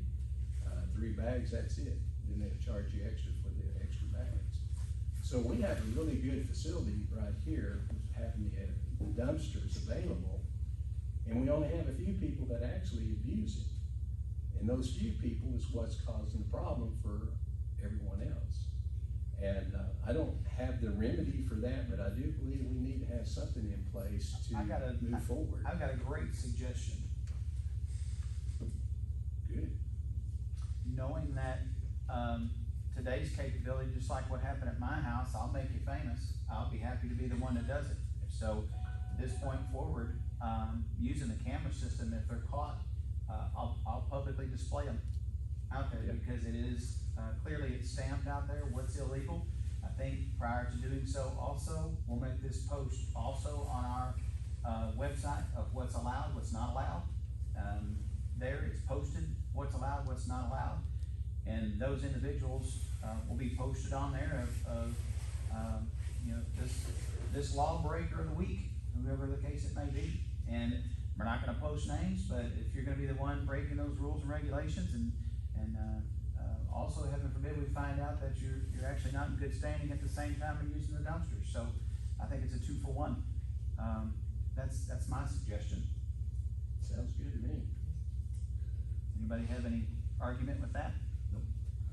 Not at all. Okay, so if, for now, sending me that particular, or the version you have that they sent you, Yeah. we'll start with that, posting that, so the public is made aware, again, members are made aware of what the use of the dumpster is. And, you know, at the same time, even if we need to add on there, I'm not saying that we need to try to get other people business, but if there are, I mean, I know there's several, but if there are 2 or 3 different companies that you can hire individually to bring the dumpsters out here, I mean, I've seen them all through the harbor and different names on them, so I know it's out there and capable. At the same time, calling that individual up and asking them, hey, do you mind if I, you know, give you X, no matter what that's being hauled off for? So, matter of fact, there's one across the street over here for 2 weeks I saw, and it was a large one, and I know that they, filled it up with everything to be sent off, so. I know that if we put that out there, because I know the members, who do we call if they are new to the area, maybe they're not from here, who would they call to get a roll-off in their own yard to do some remodel, et cetera? I think it would be great if we posted those names. What do you think? Yeah, I think if you could, Okay. made So available. if you'll make that, I'll make a whole separate, page for us on our website that discusses the dumpsters and the do's and don'ts, and then we can upload photos as they need be. We'll give them that shot, let them know that that's what's gonna happen. And, I think trial and error as we come and go, that'll be easily noted. Yeah, that'll work. Okay? The last thing which you discovered, well, I was just that we had discussed was about the $25 building permit. Mm-hmm. When that was voted on, to my knowledge, like you said, it never was brought before the appropriate way of implementing it, but it never got implemented, but they wanted it done. And so, our security, as faithful as they are, they took it upon themselves to hand out the articles, the requirements to new people that came into the area, that carried in their vehicle, that handled to them, asked them if they had received a building permit or anything of that nature. And sometimes they didn't know about it, sometimes they said, oh yeah, we did, but we didn't get a building permit. And the security was very good about anytime they saw new construction starting or clearing of land, they'd stop to find out if they'd received a architectural permit of some sort, to help them out. And a lot of times they said, well, I didn't even realize it was in a POA. I just bought this property. I didn't know there were restrictions. Right. So that's some of the added advantages we've had through our security people, so. In regards to that same meeting, it was also discussed that a person did get a permit, that it will be posted on those properties. Anybody driving by could see that they did have a permit. Right. Yeah. And so with that, I know, from the architectural, side as well, to piggyback, now, we have had, 6 that have actually been approved over the last 30 days that were, from, 2 were for new mobile homes to be moved in, and then the others were for, various things from, one was just a fence, a couple were for, actual buildings and shops, that sort of thing. So, I know it has been, it's the public slowly, and I know that this was happening in years past, but I don't think near the magnitude in a short time frame that has been happening recently. So, like I said, and I know Becky can vouch for me on this, I know that we have both collectively probably received 10 or 11, and the reason that there's only been 6 approved, when you go back and look again, which states in our bylaws about good standing members. So in a good standing member, i.e. meaning dues being paid. So if it was the lot that someone purchased, even if it was the individual before you that did not pay those dues, they're still due. They're not washed away just because you bought it. So understanding that, those dues are still due. So before we can get those architectural forms approved, those dues have to be paid. So that's between when someone buys something for sale by owner, or even if they had representation and somebody didn't bring that up, again, that's not Becky's fault, it's not the board's fault for understanding, it's the person that owned the lot that sold it to you that didn't tell you. I can't stress that enough, that pointing fingers is not the good side of things, and it doesn't resolve it, but at the same time, buying a lot for sale by owner doesn't release the liability of the dues being owed. So those things have to be done in order for us, again, according to our bylaws and how they're set up. We can't give you an approval on architectural committee to do something if the dues aren't in good standing and paid. So those are the reasons why the others have not been. Okay. Here to go. Here to go. Outstanding. Do you have anything else to add on that? Well, just want to thank Butch and Don for the service that you have given to us. So, I think that's more than well deserved, and I don't know, but I'd be happy to stand up and give you a thank you, gentlemen. I really appreciate it.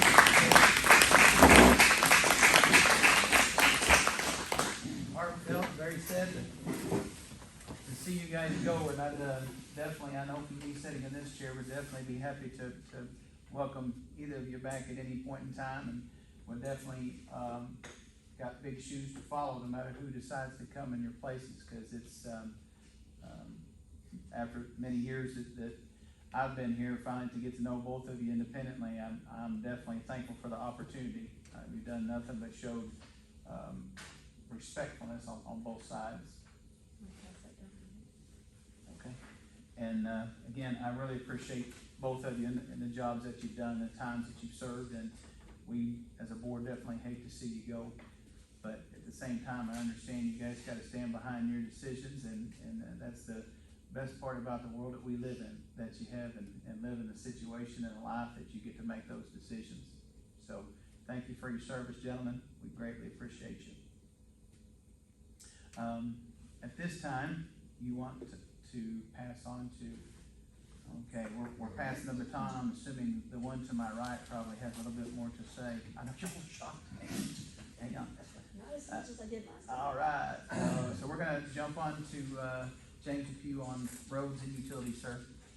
All right, we, I did get a chance to take a look at the tractor this morning. The batteries were, sitting at about 10 volts. I put a jumper box on it and it just zeroed the box out right away trying to start it. So, the first thing I need to do is get permission to buy 2 batteries. And I think buying the 2 batteries, cleaning up the posts and putting them back in there, I think we'll get it started. There's hydraulic leaks all over it. All those few hoses that need to be replaced right away. Don said that one of the cylinders in the front loader was leaking internally, so when you lift the front loader up, it actually tilts back to the side. So it's really not even safe to use until we get those cylinders replaced. I can take those off and take them back to Fayetteville and rebuild them at my shop, or I can have them rebuilt. But the rebuild kits for those are usually around $40, $50, maybe a little bit higher, depending on how big or the availability of them.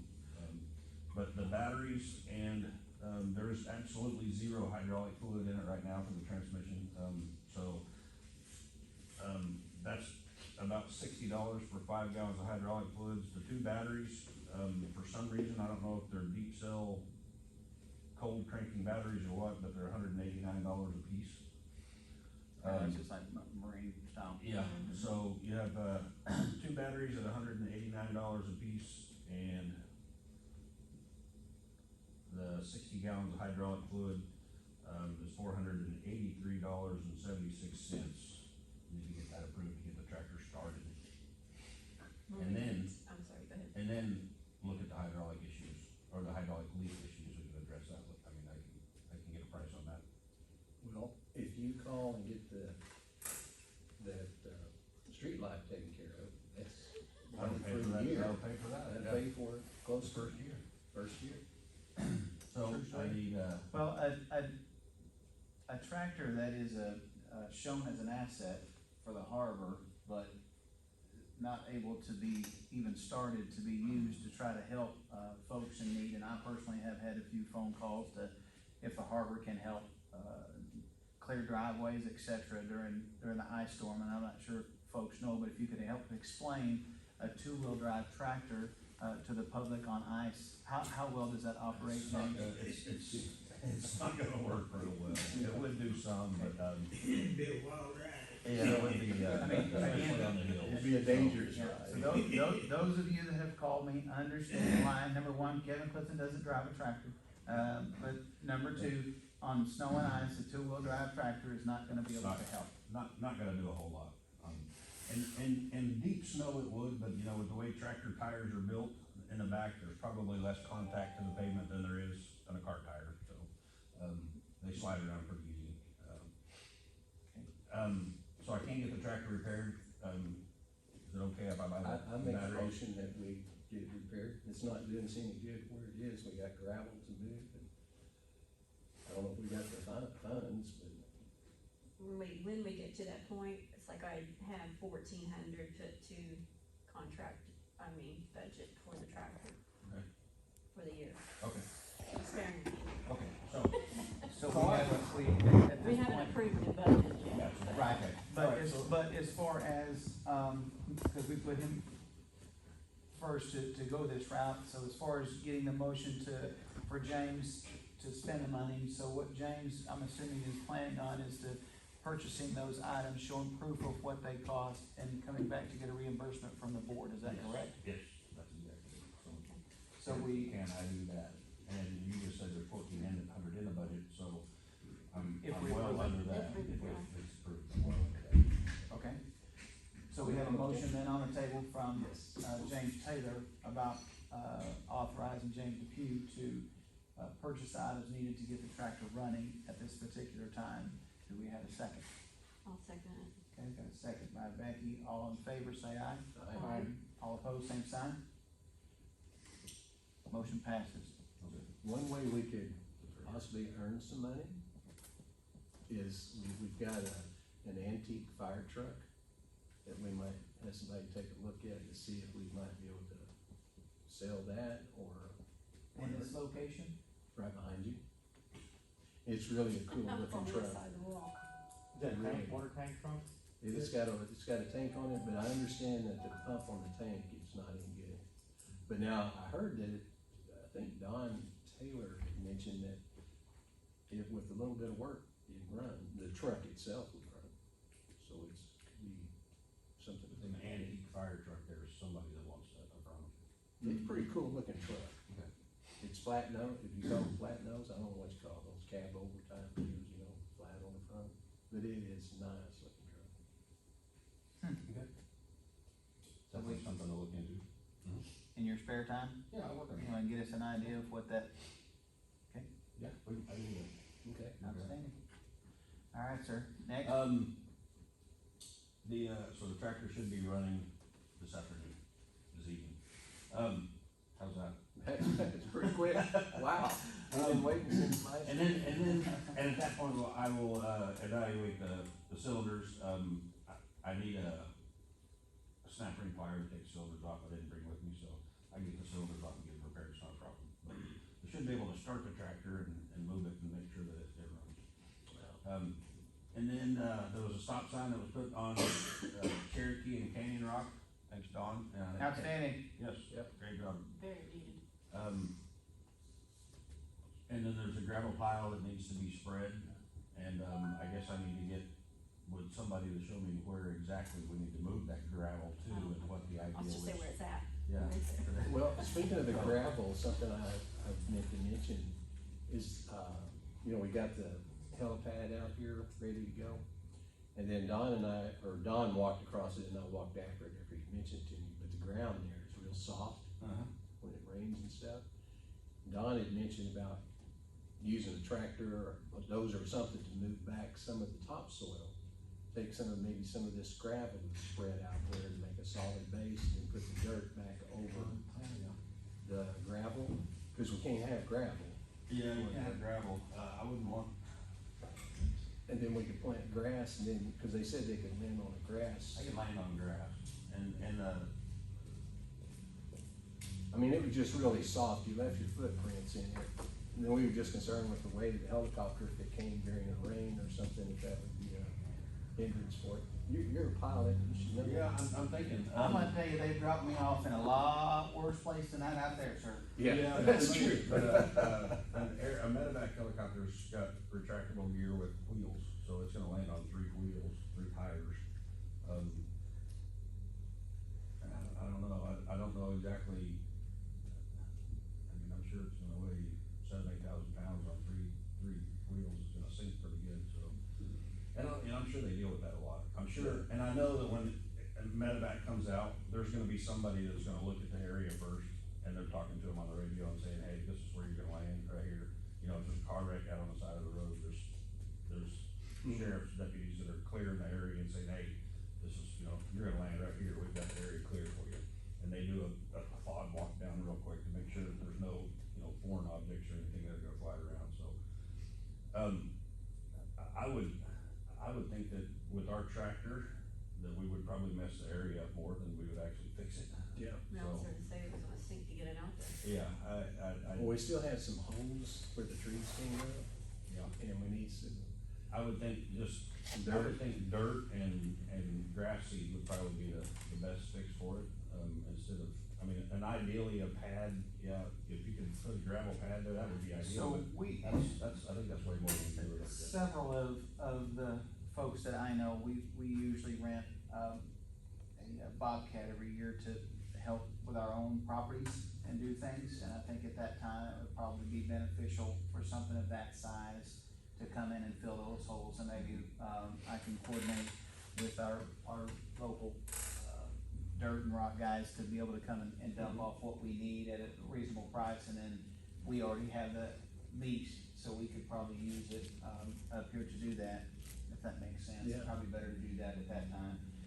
and use the tractor for the roads that we have here right now, from that. Yeah. Probably a little more usable for that, correct? I think so, yeah, I think, the skid steer would be a lot better to do that with. So your original question was, you wanted to know where the gravel needed to be put at? Yeah, just, Um, what the plan was for it, is we just wanna fill in holes around the parking lot, around here, or you wanna take it to my place, or? I don't know anything about it. I I think think it's if right, you- right here. Yeah, I was gonna say, if you'll go to your next one down, we could save that gravel that's out there right now if we are able to do the original bigger gravel. I mean, like right now, I don't wanna take my trash, just because of the fact that it's like so messy around there. If we, Yeah, I haven't, I'll let you go to the next one, Yeah, I haven't maybe we been can back just there. hold on to that until the next so meeting. so the gravel needs, so we need more gravel purchased, so, and I guess we just get a dump load of it at a time and just dump it Yeah. out here. Until you tell us that the tractor's running, that was the Yeah. the reason everything kinda come to a halt. When I have no way to, I mean, Becky's shovel's not working real well out there right now, so. Hey, you want me to tell you a story real quick? We ain't got that kinda time, Becky, I sorry. personally, with the help of a neighbor that finally showed up, my daughter had a truckload of gravel delivered, and I had a guy that was supposed to come over and help, and paid, didn't show up.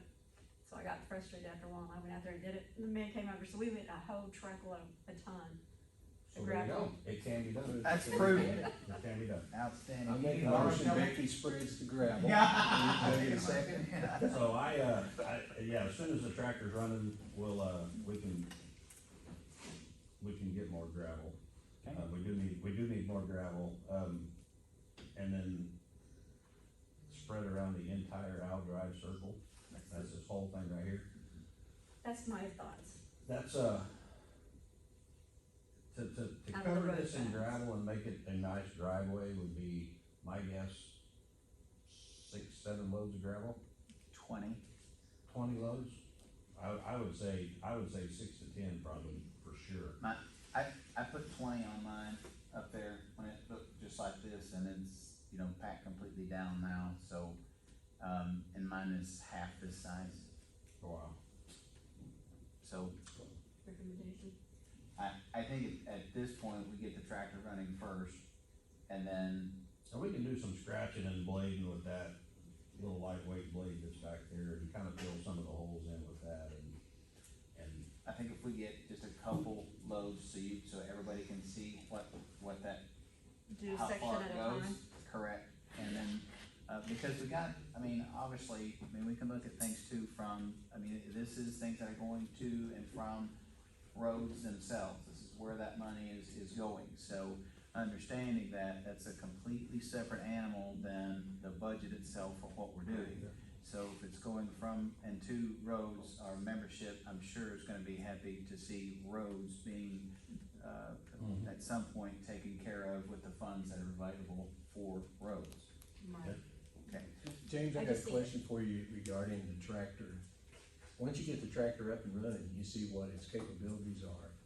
Do you feel like that maybe you could take that in someplace like Williams Tractor or something and make a trade on a better tractor? it's possible, I think there's, a different, I mean, I think a backhoe, you know, if you got a full-size backhoe, would be a lot more beneficial to the harbor. We could clean ditches out with it, we could keep, it's gonna be heavier for one thing, it's gonna be able to, we can scratch dirt and move a lot more dirt and actually make roads with a backhoe, or with a tractor. The best thing you're gonna be able to do is spread a little gravel, and there's not a whole lot you can really do with it. You're really limited, there's no down pressure on the blade just floats, so you only have the weight of the blade that's actually gonna scratch anything. I don't know that it would even scratch the ice. If we could've got it somewhere, when you put the blade down, I don't think it would even went through the ice, it's just not that heavy duty.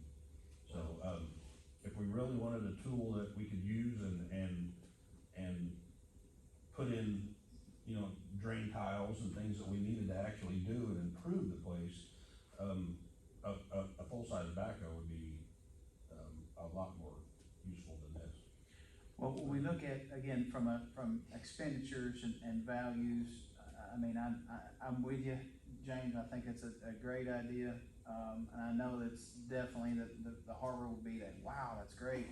But at the same time, I know that we, you know, where we're running in the red, we don't really have the funds to do it. It just depends on what the value of that truly could be versus, you know, what something would be in the We could outcome. do it, yeah, we could, I don't know how good of a salesman you are about selling heavy equipment, we're gonna find out. we can find out. I can take some pictures of it, and, I've got a friend that works at Williams Ford Tractor in Fayetteville, and he'd give me a price on it.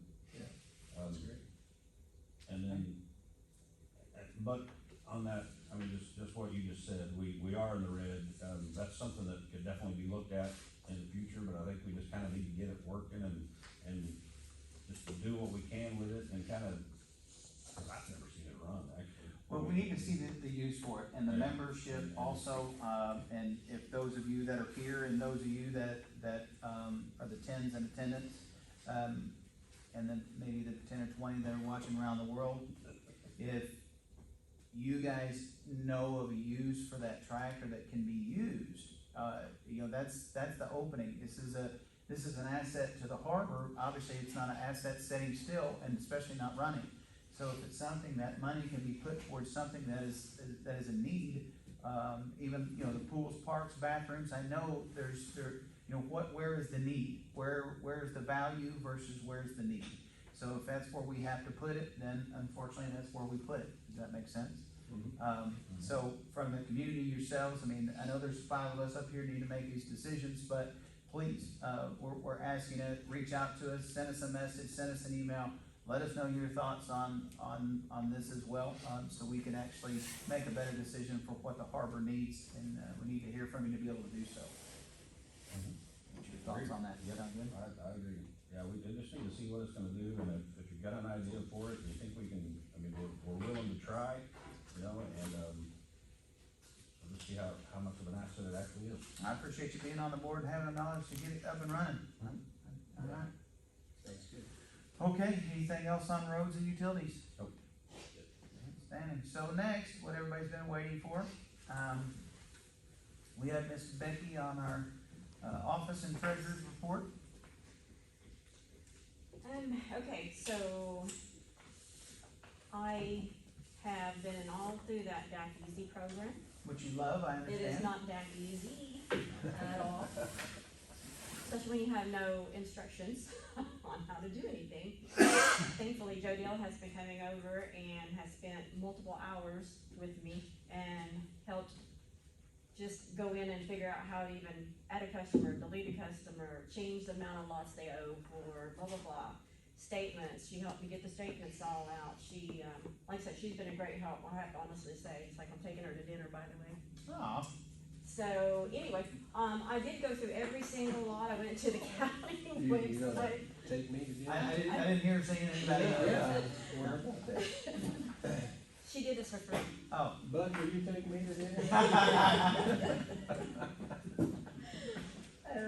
But anyway, so I went to the, county web page and I also called and talked to the county courthouse, multiple different things. Long story short is I went through every single lot, which is over 2,000 that we own out here, 2,180, I believe. And I have assigned a name to every single lot. we have people. You would not believe how many people that I found that were not in the system at all, hadn't been in the system for years, and have not been paying dues at all for years. Jimmy Hoffa, one of them. No, but I can give you some names. But, then there's a lot of others that I kind of find like, let's just say me and you are really good friends now. And. Did you record that?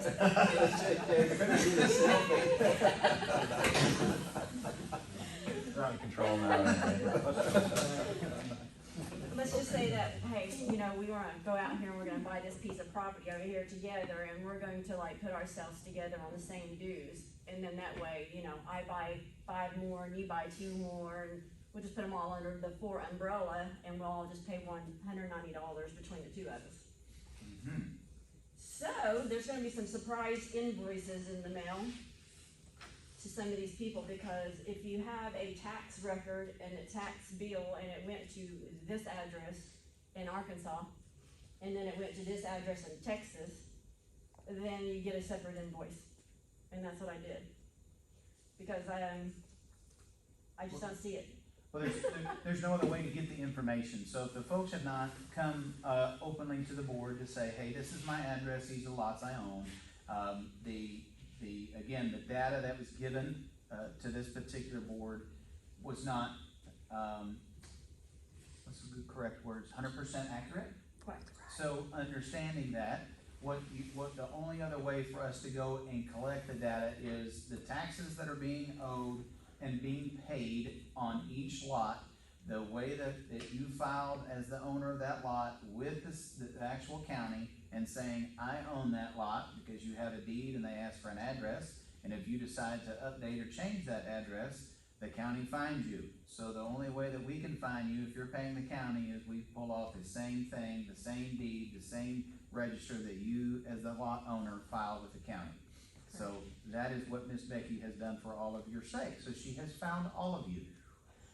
Many late nights. 25, 30 minutes worth of work. Yeah. Yes. 25 minutes. Sometimes 2 or 3 in the morning. But anyway, so that's what this is. And, like I said, there will be different invoices out there. We are asking anybody and everybody if you can please check with the board, check with me. I'm gonna be putting this out on the board and I'll get to that in a few minutes, but check your name. I mean, it's like A1 through E68, I believe, for every block and every lot that's in that block that is not There's some in here that the county is holding, but it will be sold eventually, hopefully. I did not include what the community sits on. There are some in here that are owned by the Tentilla Water Department. So there's different things in here. There's actually some lots that are dedicated to the roads. So when they added into different blocks, they actually dedicated that to a road. So I tried to go through every single one of these things.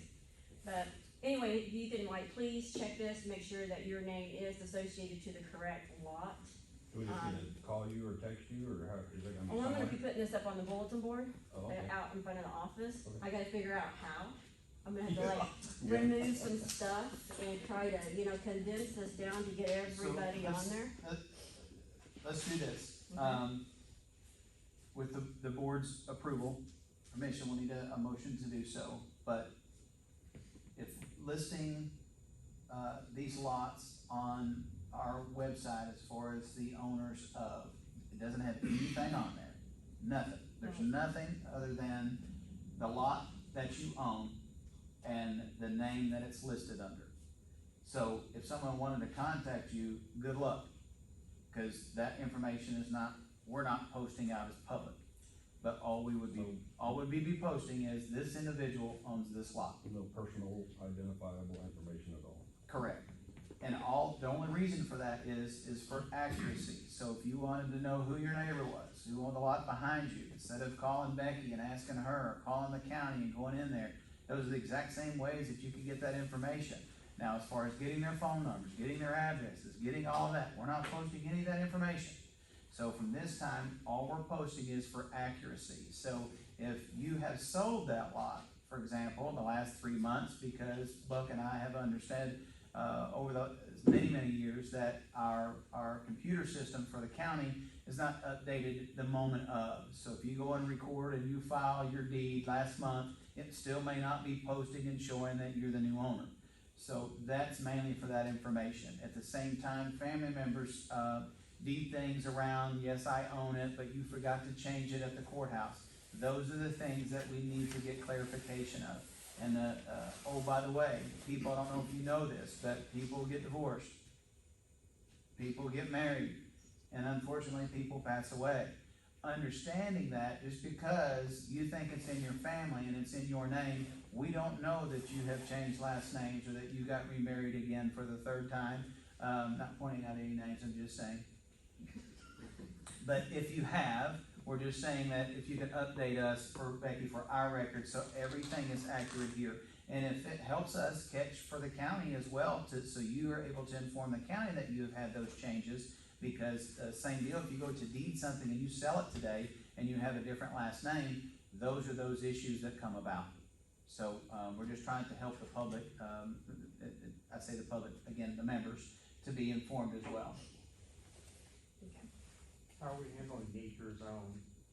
She'll get that to you in Get just a that. second. So do we need a motion to put that on the website? I think we need to have that so everybody understands it. Again, there's Like a nothing PDF? on there. Yes, it'll be a PDF file, so you can download it yourself. You can scroll down there for yourself to see what you own. It's not in alphabetical order. It's in lot and block. So if you live in lot A, lot B, lot C, lot D, you just go down there to look at what lots that you own, if that makes sense. And if, for your viewing pleasure, we also have put on there an actual plat map. So in case you don't know what you own, look at the plat map. Oh, this is where I am. And then you also look on here, and yes, those are the same lots. So we've done that for you as well. So You can also go to the county webpage and you can actually put your own name in, that and is it will pull up through how many lots you own out here as well. oktaxrolls.com. You can go on there I and got a question about that list. When you post that list, can you also put a column there to say if they're up to date on the dues? I'll get to that too. Yeah. Thank you. you're gonna find it. What we need, I think for right now, is just from the accuracy, for us to do that. Do we have Make a motion. we have a motion from James to upload the actual lot ownership? Make it confusing, James will second it. All right, so we have Mr. Taylor with the motion, we have Mr. Depew with the second. All in favor? Aye. Pose same sign. Motion passes. So we'll have that information uploaded this week. And I'm also gonna figure out if I can to get it posted up on the bulletin board out there. I will try to rearrange different things to get it there, I mean, it's only 60 pages, right? something like that. Yeah. Should, I should, used a lot of ink. yeah. I think the PDF file is a lot more simplistic after the first wind and rainstorm. It'll be easier to Let me ask you find. a quick question about this. You Yes. have this in an Excel spreadsheet? Yes, Can you possibly put that in an Excel spreadsheet on the device where you download it on your own deal, and then you could go in and sort it by last name if you wanted to? are you asking me or him? Either one. You look like you're looking Well, at I'm looking at somebody. both of you, actually. This Okay. eye's seeing you, and this eye's seeing him. Yeah, I can see both at the same time. To answer your question, yes, I know Buck can send it to me to where, I can and he understands, yes, to answer your question. You could tab click it and it You could can filter sort. it by last name. That would be great. It'd be a whole lot easier to find your lots if you don't know your lot numbers. Okay. So can you attach an Excel spreadsheet or? I can do it both ways. CSV file instead? I can list it both ways. You want alphabetical or you want lot and block? You click here, how's that? That's Sounds good. Simple enough. perfect. Buck, can you help us with that, sir? Sure. Outstanding. Good man, Buck, thank you. He's my IT guy. Okay. Statements. They are thankful to Terry, James Taylor's wife, and James, and my husband, and myself have basically sent out everything. I actually have 4 that I found this morning that I need to go back because there were duplicates in here and they didn't have all of their lots combined because of the different last names. I'm having to find, which is irritating. But anyway, so they should be in the mail. They were here yesterday. So, but if you already know what you owe, I take money anytime. Treasurer's reports. I had to go back to, I actually went all the way back to January eventually because it was like so confusing going backwards. So I just like got the whole, since I already had the 21 bank statements, the whole year. I went and redid all of those. The reason why I did those is because the formulas weren't adding up. It's like if somebody came in over the previous years and added an item to the field, they didn't put it in with the formula to actually get a budgeted price, if that makes any sense. In other words, like the pull and park was originally budgeted and they came out and showed it was like $10,200 whenever it was actually something else was added in for $1,000 and it did not reflect to be $11,200. So I had to go back and redo all the formulas and redo everything, and that's how I actually got up to that budget anyway. But they should be up to date. December's is on the bulletin board, has been for maybe 2 weeks or so at this point.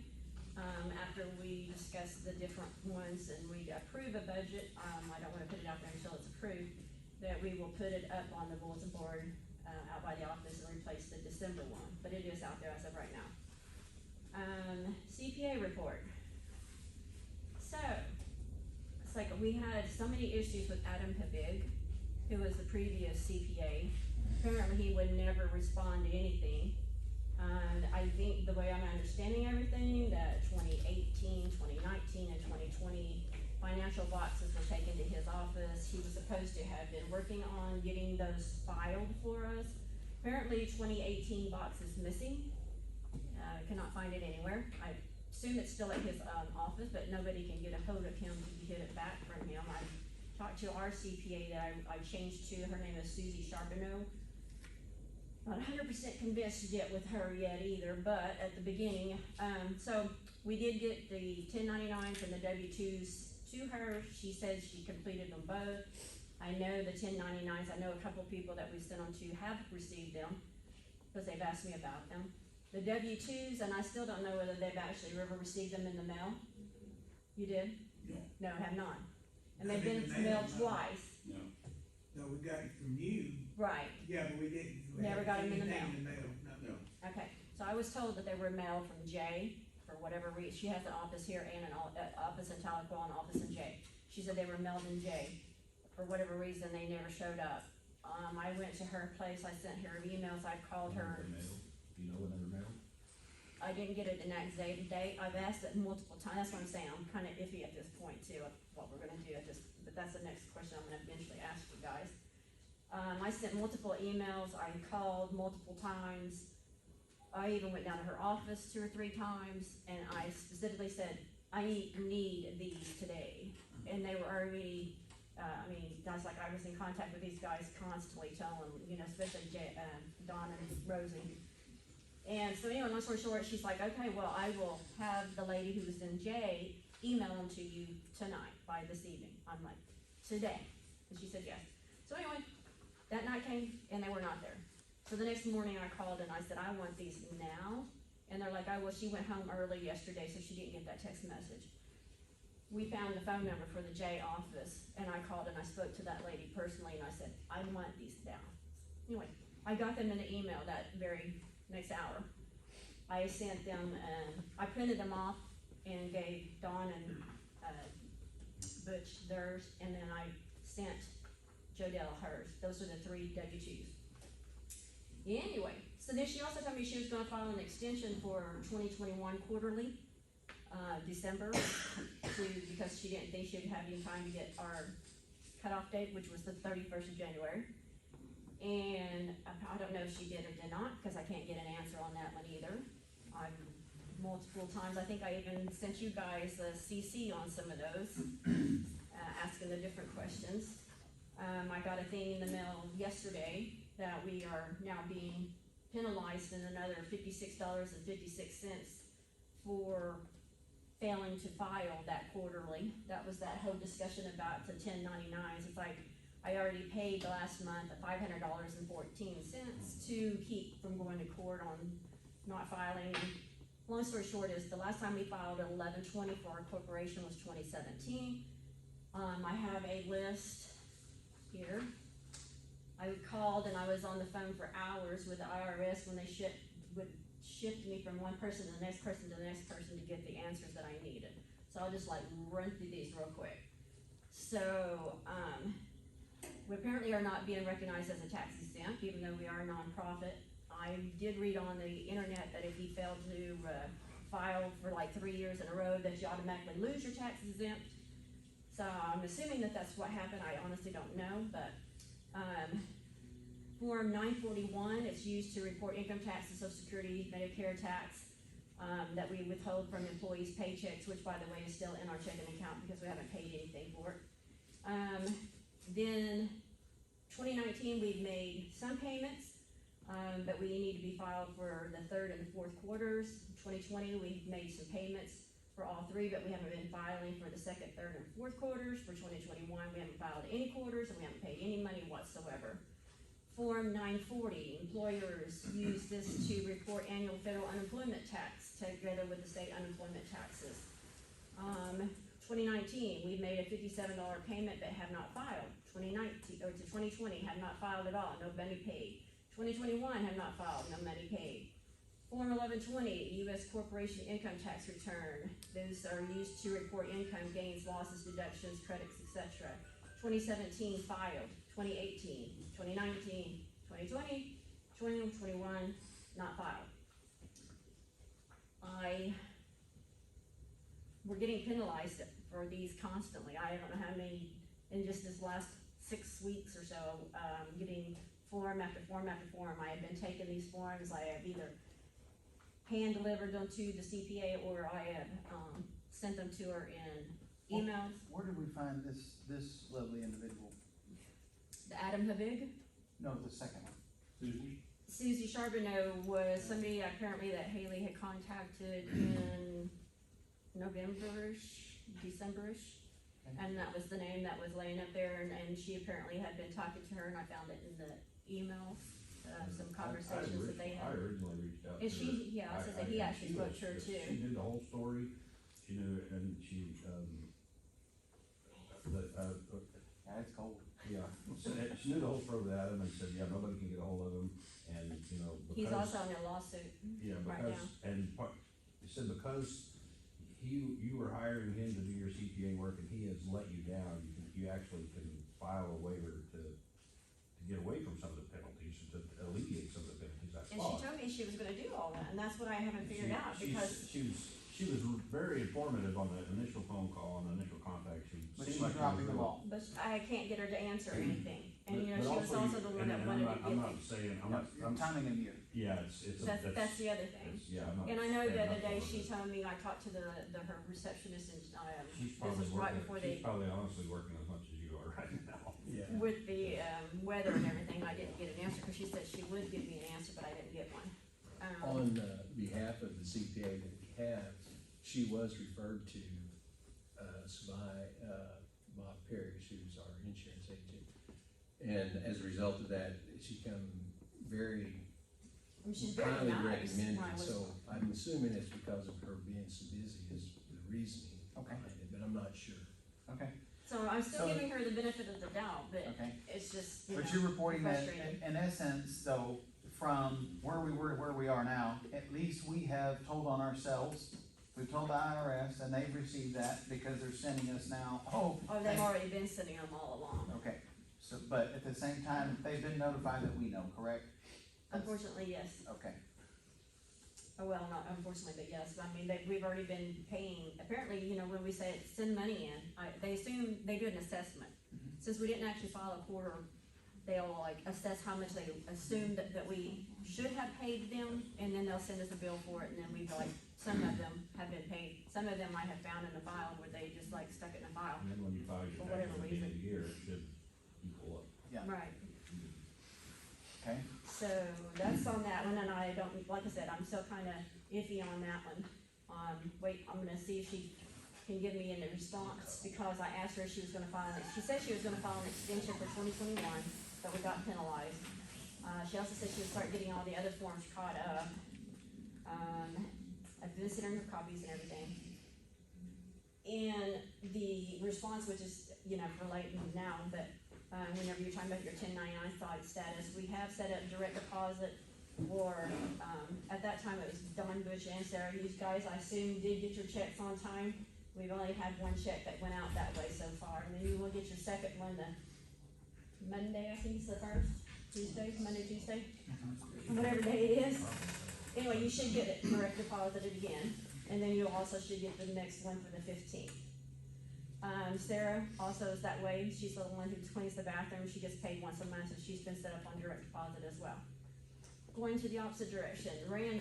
Yeah. Randy has been in the office multiple times on different things, it's like Terry's been in trying to set up blink cameras, getting in on that computer that we already told you guys about, because we didn't have any passwords and stuff. And then the computer we have is ancient, and I don't know if it was getting cold, or what the deal was, but half the time it wouldn't come on, and so Randy would have to like make his way home from work and stop by the office and reboot it, doing different things to it, I mean, like, open up the back of the, what do you call it, CPU unit, changes different things out, whatever, and stuff. But anyway, long story short, he's actually donated a new computer. It is in the office at the moment, it hasn't been put to use, and the reason why, is that the old DAC Easy, we don't have an actual file, the actual disks to put onto the new, computer. But he did do, he purchased some different books for it, some software for it, for like words. It's at Office 2019, Uh, 2019 or 2021 on it. I did put the works on there, so we can. As a converter, Yeah, because it's a works, we had- look at all we had the old works. files. on our old computer, if you Yeah. can figure that one out. Every time I send the guy something, they're like, can't open it, it's like, oh yeah. So I have to go back in, I have to change it into Word and then resend it in Doc. Yeah, but DAC Easy, they stopped supporting it in 2016. 2016, DAC Easy has not been supported since 2016, and how we've been able to function on this so far for the last 5 years, I don't honestly know. I'm ready for it to be crashing at any point in time now. But do appreciate you doing all that, Randy, and as soon as I get to this next one, we will eventually get that put in use. So, the last thing I have is a biggie, so to speak, besides the budget, is we, as a board, have been contacting, doing different Zoom meetings, talking with Appfolio, which is an accounting software. And we did come a vote on it and have agreed, and we have already purchased this new accounting software. It was, a purchase price of $1,000. They actually gave us a deal because originally it was a $2 per owner, cause they wanted to do it per lot, and I'm like, there's no way we're gonna do it per lot. I can tell you that now, because we have too many lots out here that many people own various things. So anyway, long story short is, he actually got us a deal, and they're gonna charge us half price. They only charged us $1, and we have roughly anywhere between 900 and 1,100, give or take, depends on how many people I separated out to add to this, which Becca's been working on for, thankfully. And anyway, so we initially gave them $1,000, so we have 1,000 owners, so to speak. That gives us portals. I know a lot of people are gonna love this one. A lot of people will. There will be the few that won't when I say that. When we get it set up, it's like, it will be May 1st was our goal to get it according to Appfolio. That's the goal we're getting ready to do. Right now, Becca's working on, and I have not a clue because I'm not an IT person whatsoever, files to migrate. That's what all of this here is. Once I get all of these people put in here correctly, he's going to have to download it on his computer. He's gonna have to put it into their form of spreadsheets, and then that spreadsheet will get migrated into the Appfolio software. All of us will be able to access that anywhere. It does not necessarily mean it's just the office. Whoever is, in other words, the board will be able to go in and do all that. Each person will have their own personal portal. They will have to have an email address to set up that portal. So if you know somebody who does not have an email address, or they don't have internet, there's free internet at McDonald's and other various places. Even Walmart has free internet. If you take your phone in there, it'll tell you if you have it set on Wi-Fi that it have it. Create an email address. I need those ASAP, please. I know I put that out there before on the other one. That is what you will get an invite with from Appfolio to create, once we get this on board, to create your own portal. Your own portal, you can make your payments. If you move, if you change your name, you personally can go in there and take care of that for it. You can make credit card charges. You can do an e-check. However you want to pay it like that. There, if I understood it correctly, you can actually go to certain places. I want to say like CVS is what I was reading in there, and you may even be able to, and I'm not going to swear to that, but once we get to it more, if you want to make a cash payment, I think you can actually go to CVS and they'll actually accept the cash payment. I'm not going to swear to that. That's what I've read at one time. Once we get that all set up and everything, we're shooting for May 1st. It will charge us 80 cents a month per portal. That is roughly $800, give or take, a month. We're trying to put that in place instead of putting an office manager in. Office manager was costing us $1,750 a month versus $800 a month. Plus, this way everybody can take care of their own. They'll know what they have. They don't have to call up and say, hey, I don't remember my lot number. It's going to be all right there in your portal. He will put that in there originally to start off with. That's why this is important, that you should make sure that I have your name to the right address and you're getting billed correctly as well. Just to Go ahead. piggyback with, long story short, folks, just like you're going to our website right now, you would still go to our website. You're going to be able to click a link about paying dues, and it's going to take you to a whole nother website. Log in, just like you do your online banking. It's identical. You have a username, password, pops up your information, the lots that you own. If you owe dues, the pay here, pay now, it's going to be so much simpler than having to try to catch somebody here. You write a check, did they cash it, did I get credited, making sure that it's done. You pull up, you see exactly what you own. If there is a mistake there, in other words, you bought an extra lot, you've sold a lot, etc., that's the point where you don't pay anything. You turn around and contact us. Or you can pay what's due, meaning it'll show you the amount that's owed and what's due. It will not, to this point, it's not going to accept partial payments. It's everything that's due. So again, this is gonna be an online portal for everyone to use. So it's gonna be a user-friendly app, that's what everybody's been asking for, trying to get us to be able to, the requests we've got have been astronomical about being able to pay online, pay online, pay online. Well, here you go, this is the only way to do so. You have to be able to have an accounting software of some sort. This is what we've chosen with the team that we've got up here that's done the research. Keep going, man, you've done Thank you. great. Thank you. So, this will also, just FYI, my understanding is, once, we get everything imported into it, it will actually generate the 1099s at the end of the year. You don't actually have to have somebody, go out and go to the CPA and say, here's all the information. It will do an automatic generating of the 1099s ourselves. So, again, I can't emphasize it enough, if you guys can make sure that please have your correct address, phone numbers, and all of your lots, verify that for me and give me email addresses, please. The last thing I have is, we took the petty cash funds, that was discussed last month. There, I went to the dinner, no. I did not go to dinner on the Monday. We have no reason, in my personal opinion, to have petty cash in there. Everything needs to be documented. It's easy to write something down and lose something and saying, oh, I paid so-and-so this much money for this and that. So anyway, we took a vote as well. This wasn't just a decision that I decided to do.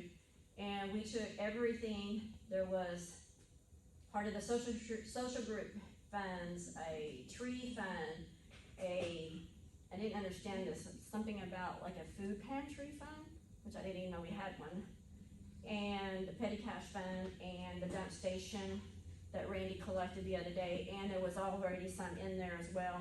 And I took all of those, and the lady loved me, it was pretty cool. I took it all to the bank, and she took like $66.05 and ran it through one of those coin machines. And then I had like the change, so I had that receipt for that, so I deposited everything into our account, because originally it was not even, budgeted, it wasn't showing that we had petty cash money. It was like 500, give or take, $563.05 or something to that effect. Anyway, so that's now gone, there is no money in the office. But we have it It's earmarked. in, It's earmarked, so everybody knows from the budget, it didn't go away. no, it's all written out. It's all still there, it's all still here, it's just earmarked, it's not sitting there in cash, so somebody can come and take it. Because it wasn't getting spent correctly. Yeah. According to some of the documentation I have in there. Okay. So, now the last thing I have personally is, budget. The, budgeted line items, if you don't mind, if we can go down those. Sure. And if anybody has any questions along the way as we go for the budgeted line items. So, I'm sorry, go ahead, Well, go to the next person. yeah, Do well, you have a second one? yeah. No, No, this is what you gave us. do you not have a second one? No, Who does? that's okay. You told me we had to share it with you. Oh, that's right. Yeah, that's okay. Take this with me. Well, but That's okay, you can look at it, I'll just have him look at mine. but from like where we're at here, I mean, I'm voting on number 8, where we're at, but as far Yes. as the budget itself, this is where we're holding here, correct? Yes, that's January's. Yes. This is the old one, I brought both of them so you can compare Right. what we spent Sure. and what we had originally put out here. Correct. So from the budget, what I'm looking at for questions, the only thing that's brought out to me, and I know it's cold, I'm sorry. So the line item that says tokens for land records, I had to figure that one out, but what it is apparently you can go online to the, tax webpage, can't see you like that. you're talking about the pay service? Yeah. Yes, apparently a credit card from the bank account was put on their webpage, and it like gives so much credit. And I didn't understand that, but I talked to Joe Dale about it as well. Apparently what they were doing was they were trying to go out there, and I was trying to keep up, since nobody was telling, not everybody, I should say, not everybody was telling the office that, hey, by the way, I sold this piece of property. So they were trying to go out to the webpage and print off deeds. Uh-huh. to get the current owner and Okay. put that deed into their, filing cabinet. Sure. Whereas I didn't see any reason why you had to get an actual deed if you can like, just get the information. But, and I might tell you later, I actually called the courthouse and I have a new webpage, brand new, have you heard of it? And it shows you everything, I went out there and looked at it, has a picture of my house, has a picture of our RV, it has a picture of our garage. Every single lot that has anything on it, even if it's like the guard shack, it's out there. They have come through, and when they did the assessment, they took pictures of every single lot out here. So every lot I pulled up, there was actually something on that lot that there was a picture for that lot. This is how every county normally does. Total, the total. No, Yeah. Alright. It's secret. Alright, so for the again, time being, because I need everybody to give me their information first. yeah, so, but it's still looking But at, that was with the token, so we don't Okay. need that anymore. okay, so I'm just making sure. And then, so, is this a line item then that we can remove, is that fair to Yes. say? I think we can remove that from the budget. Is everybody okay with that? Yes. So that one, and then unfortunately, right above it where it says Cherokee County Clerk, liens and lien releases. Yes. Everybody see that? Mhm. So for the budgeted item there from $100, do we understand that that's gonna be astronomical this year? Yes, Because there hasn't been a lien filed in this place, if I'm not understanding, in about the last 15 to 18 years. it's been a while. Okay, so understanding that, that's going to change. Mhm. Notice to the public, it's going to change. So this, for most of these are, an equivalent to about $30 to actually get the lien, drawn up, drafted, and filed. So understanding that, and I'm thinking, if I'm, with a little bit of your background help, we are approximately, what, from, non-paying members? How many? Just a guess. Mercy, Is 100 okay to say? at least. Okay, so do we understand then, for 100 times $30, what that's gonna end up being? So this budgeted item here is gonna be blown completely out of the water, Exactly. but we understand why. We're gonna be given notices first, to be fair, so we're gonna only have a stamp fee, but then the next one is gonna be a lien, period, for the full amount that's owed. So, for us having that budgeted item there, it's gonna blow that completely out of the water. Oh, I understand. And I even tell you why, I had to be, No, I get it, I know. that- because I didn't wanna like pull everybody else out, because I know every time anything came up saying, and I'm sorry that you guys are not going to be with us at the moment, but I didn't want it to be like saying, For the oh, let's take cost money of from the them. servers be added to that person's, how much they Portal. owe? That was something that we We can do discussed, that. we I can think do it that can with be. this Let them bear the cost of Absolutely. filing that lien, or, Well, All so, costs incurred should be given to them. Right. That's what's been done in. sure, Yeah. so Not here. we will have to, unfortunately, we'll have to bear the upfront upfront. cost, cost of it, Then but we we- but can't we add it cover to their, passing it on to the lot owner. Correct. Would this Yes. be a good appropriate time to ask the question about, giving discounts in the future?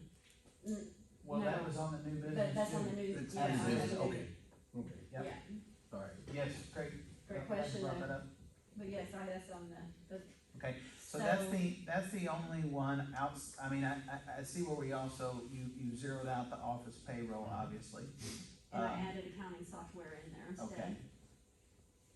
But that, just to bring that up, though, that's a difference of, $23,000 for office payroll versus, what, 7,000, 8,000? I went ahead and upped it up to 9, just To 9 because because, of the just to make onboarding. sure, Yeah, right, because of the onboarding. Yes. So 9,000 versus, that's a savings right there, and I think we'll be able to do a lot more with the software than we can with accounting. Oh, yeah, definitely.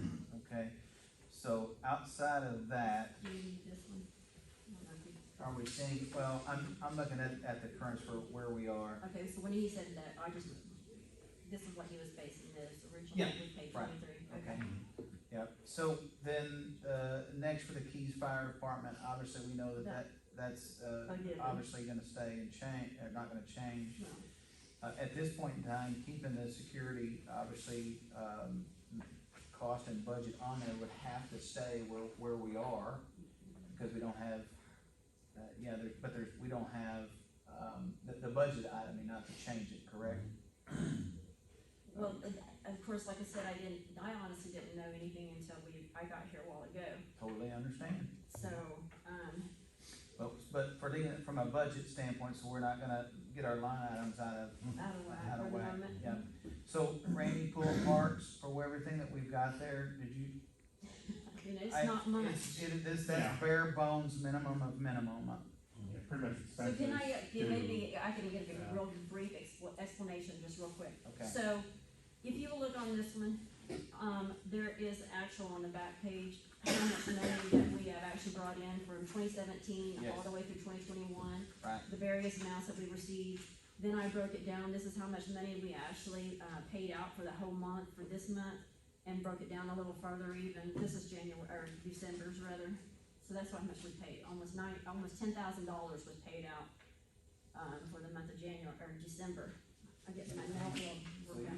you can see this real quick. Did I not give you the wrong one? I Yeah. ran out of paper. So these aren't matching here. Here you go. Okay. Is that the right one? Which one do you have? Yeah. Double check. Flip your page. And you only have 3 also. Yeah, so they're not able to see these. Oh. Okay, well, Here, let me- unfortunately, I didn't have a whole lot of legal I got you. paper and I didn't have enough budget in there. That would help better, wouldn't it? What do you have? You have the 3 or 4 line. You got You got the the right old one. Yeah. No, No, he's, no, we only have 3 lines. So you've got what you showed here. See, like, that it's one on right the there. back page. Right there. It starts on that one. No, the years. 1, 2, 3, like this. This is I had to like- take those off because I ran out of paper. So, but the numbers are not matching either, are they? It was just the previous years, this we're talking about 17, 18, so this is. Okay, we this took is off. mine. Mhm.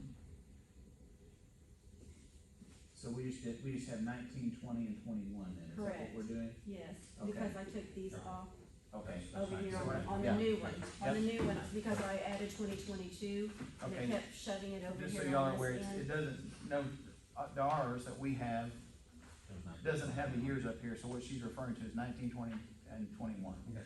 Are we on the same page? All right, Sorry, that's okay. trust me, my brain has been so fried the last 2 weeks, it's like I don't know what I'm doing. Okay. Um, But from a total income is where you were going, based Yes. upon, so it's like, from a budget. right, so if we, originally, as it was told last year, or last month, that we only brought in $112,000. Right here is your Right. breakdown for Yeah. that. You have to remember that we put money in our roads account, Right. and that comes out of that. Uh-huh. So I took that amount, which was, 16,000, wherever my road's at. For the year, my other one, oh, you have it. Did I steal it from you again? That's okay. Well, anyway, we put in, I think it was like 16,000 and something that came out for the whole year. Your old one? Yeah. 20,000. So we put in $20,740.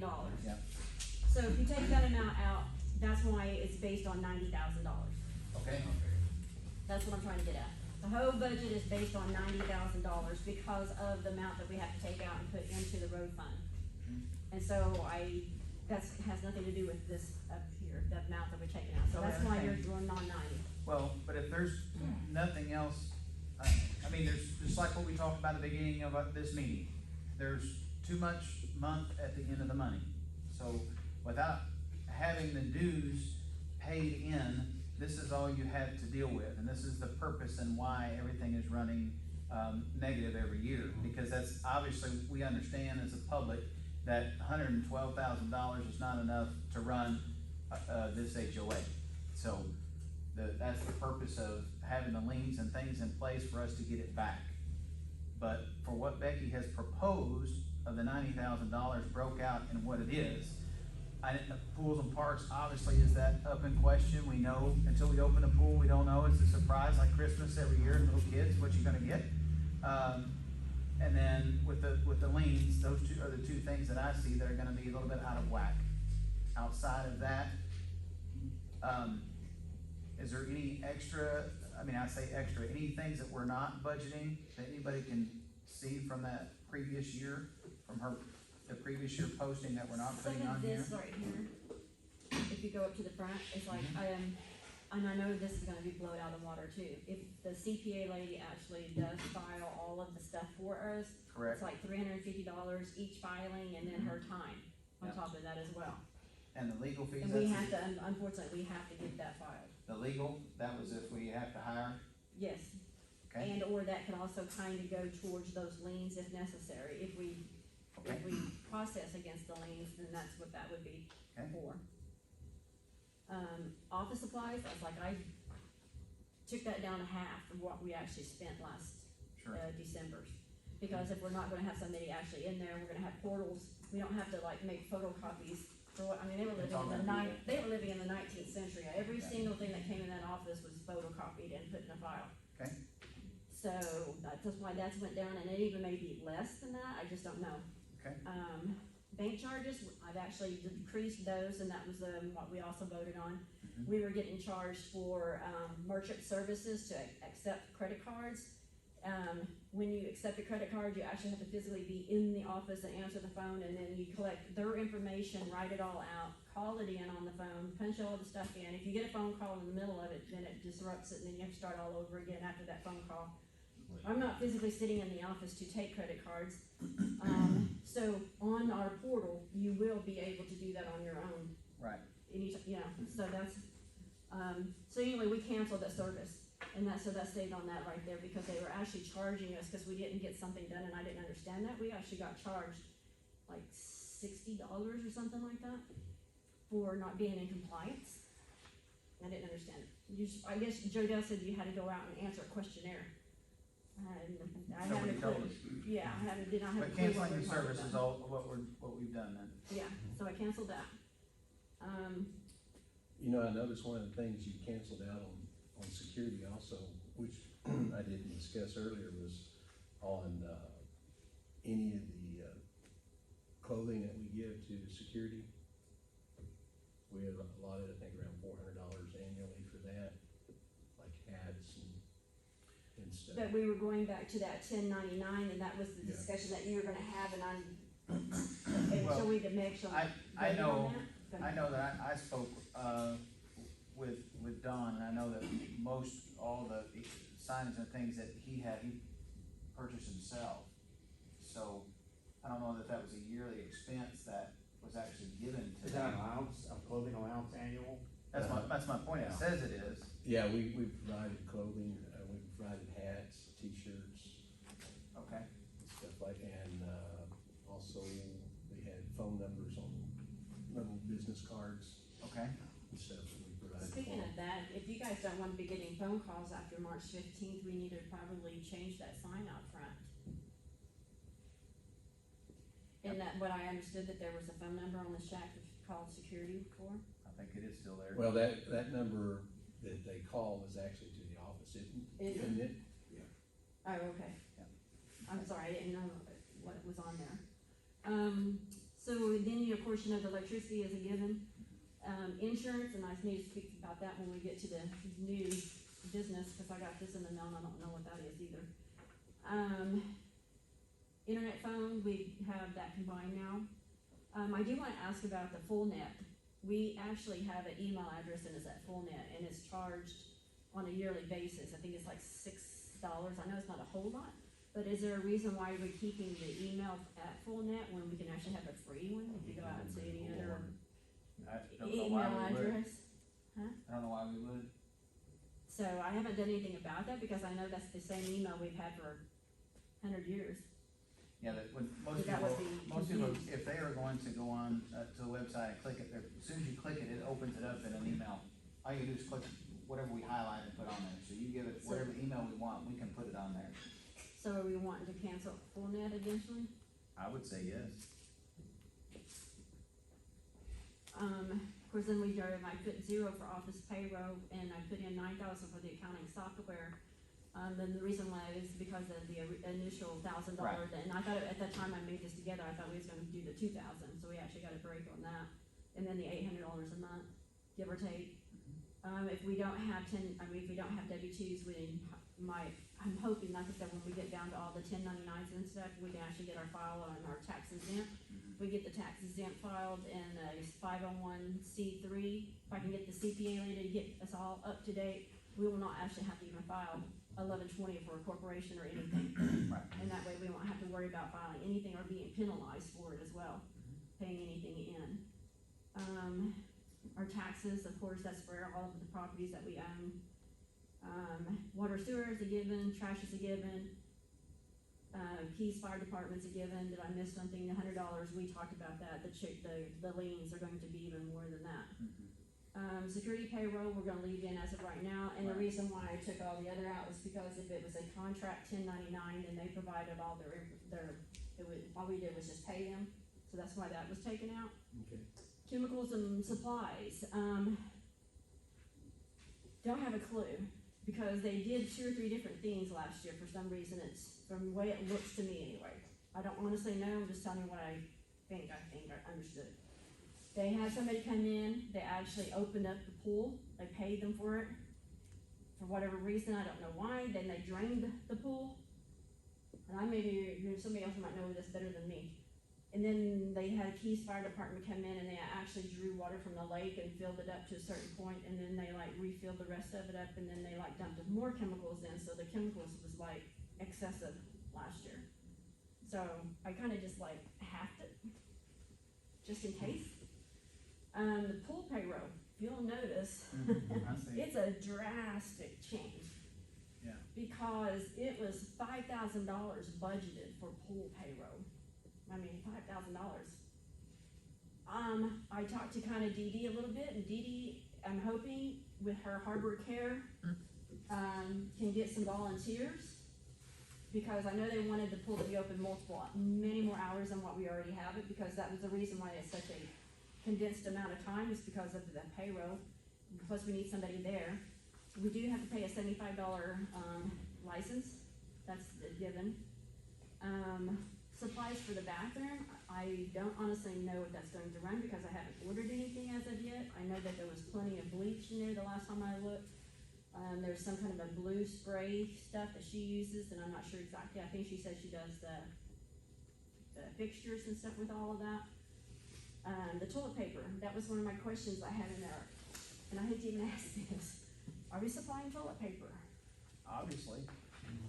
Because it's not really budgeted too awfully much, and the reason why is because if we do an independent contracting bathroom, and we're paying her $100 a month, which is really, I would not wanna do it for $100 a month, in my personal opinion, so thank you, Sarah. So that's $1,200 there. We originally paid $750 for 10 mowings last year. I've deducted that down to $450. I'm hoping maybe we can have some volunteers, maybe, we could, one weekend, a volunteer for 4 or 5 guys come in and mow it all down at one time. Can do that one time, and then the next 4 or 5 people can volunteer this weekend, and then the next one, Does maybe anybody that'll know help us. the lawnmower that we found in the shed too? Yeah, I don't know if that works or not. Any clue? I was told that it didn't work. We need some work done on it. We could take it Yeah, into. you can do that. Got a guy. Okay. So we can have somebody look into that, because if it is, then that helps answer your question, people. It just needs a little It's steering a lot gear. more.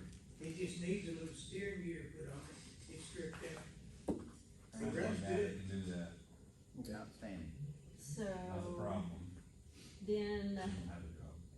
the gas, which you can see, the $94.15, that's what they paid in December to put propane out here, which apparently did not last very long at all. Yeah, we're gonna need some more of that. Second, Yeah. motion passes.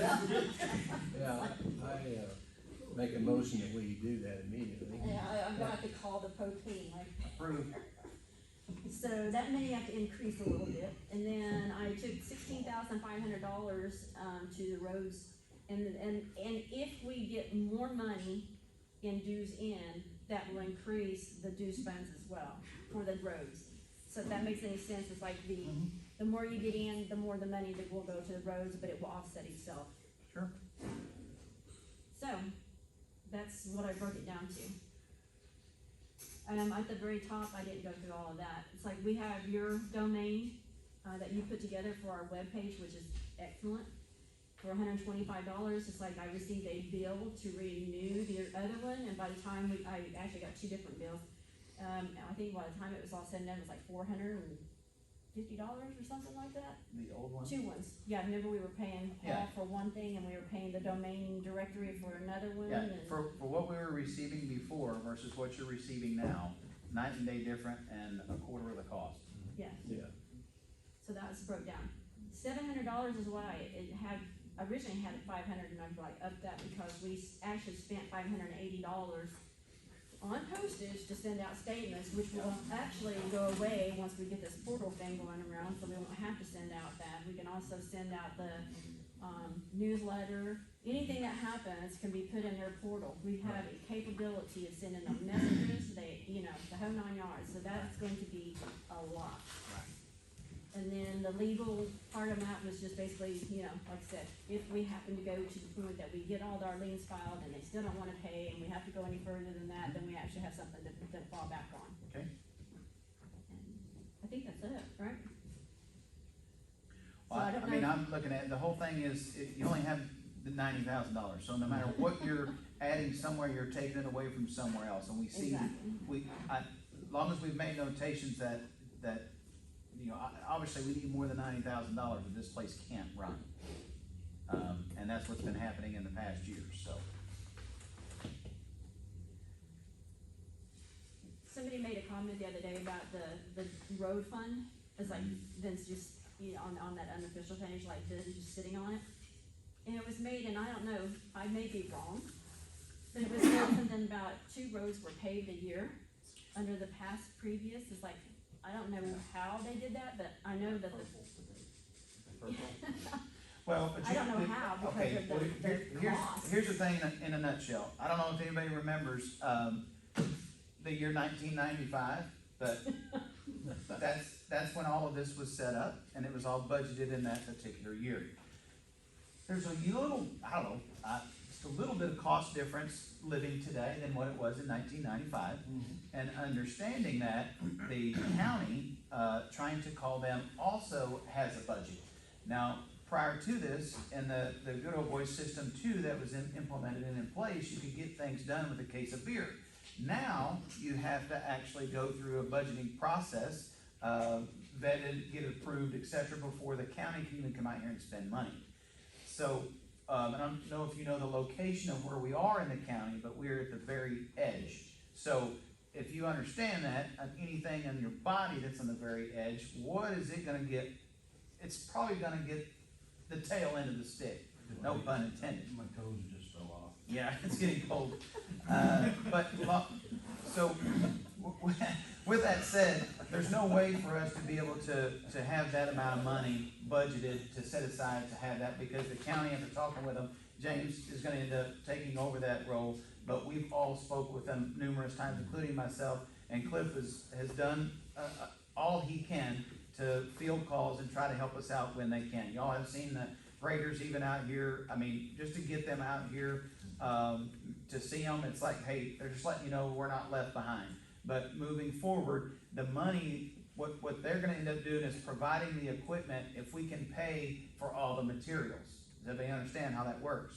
So if you can give you an idea, last year, the main reason that Forest was not done, you're talking $180,000. Let me say it again, $180,000 just for materials to do Forest Road. Now, shall we tell you what we have in our account? Yeah, so go ahead, give us that number. Add it all together. $66,278.81 Oh. as of January. Okay, so if we add all the years up that a road hasn't been paved, which is what, 3 years, 4 years now? Right? So the last 3 years, 4 years, the road hasn't been paved. And we understand last year's value, that was last year's. I don't know if we know what's going on right now. So if we look at it again from this year, to get one road paved, in other words, we look at a distance of a road. Everybody who travels Forest Road, we know the distance of this road, for $180,000 just for materials. So do we understand why we haven't had a road paved? If we can't afford to buy the materials, we can't have it paved. So we have to have the dues in order to be able to get the money to have it paid.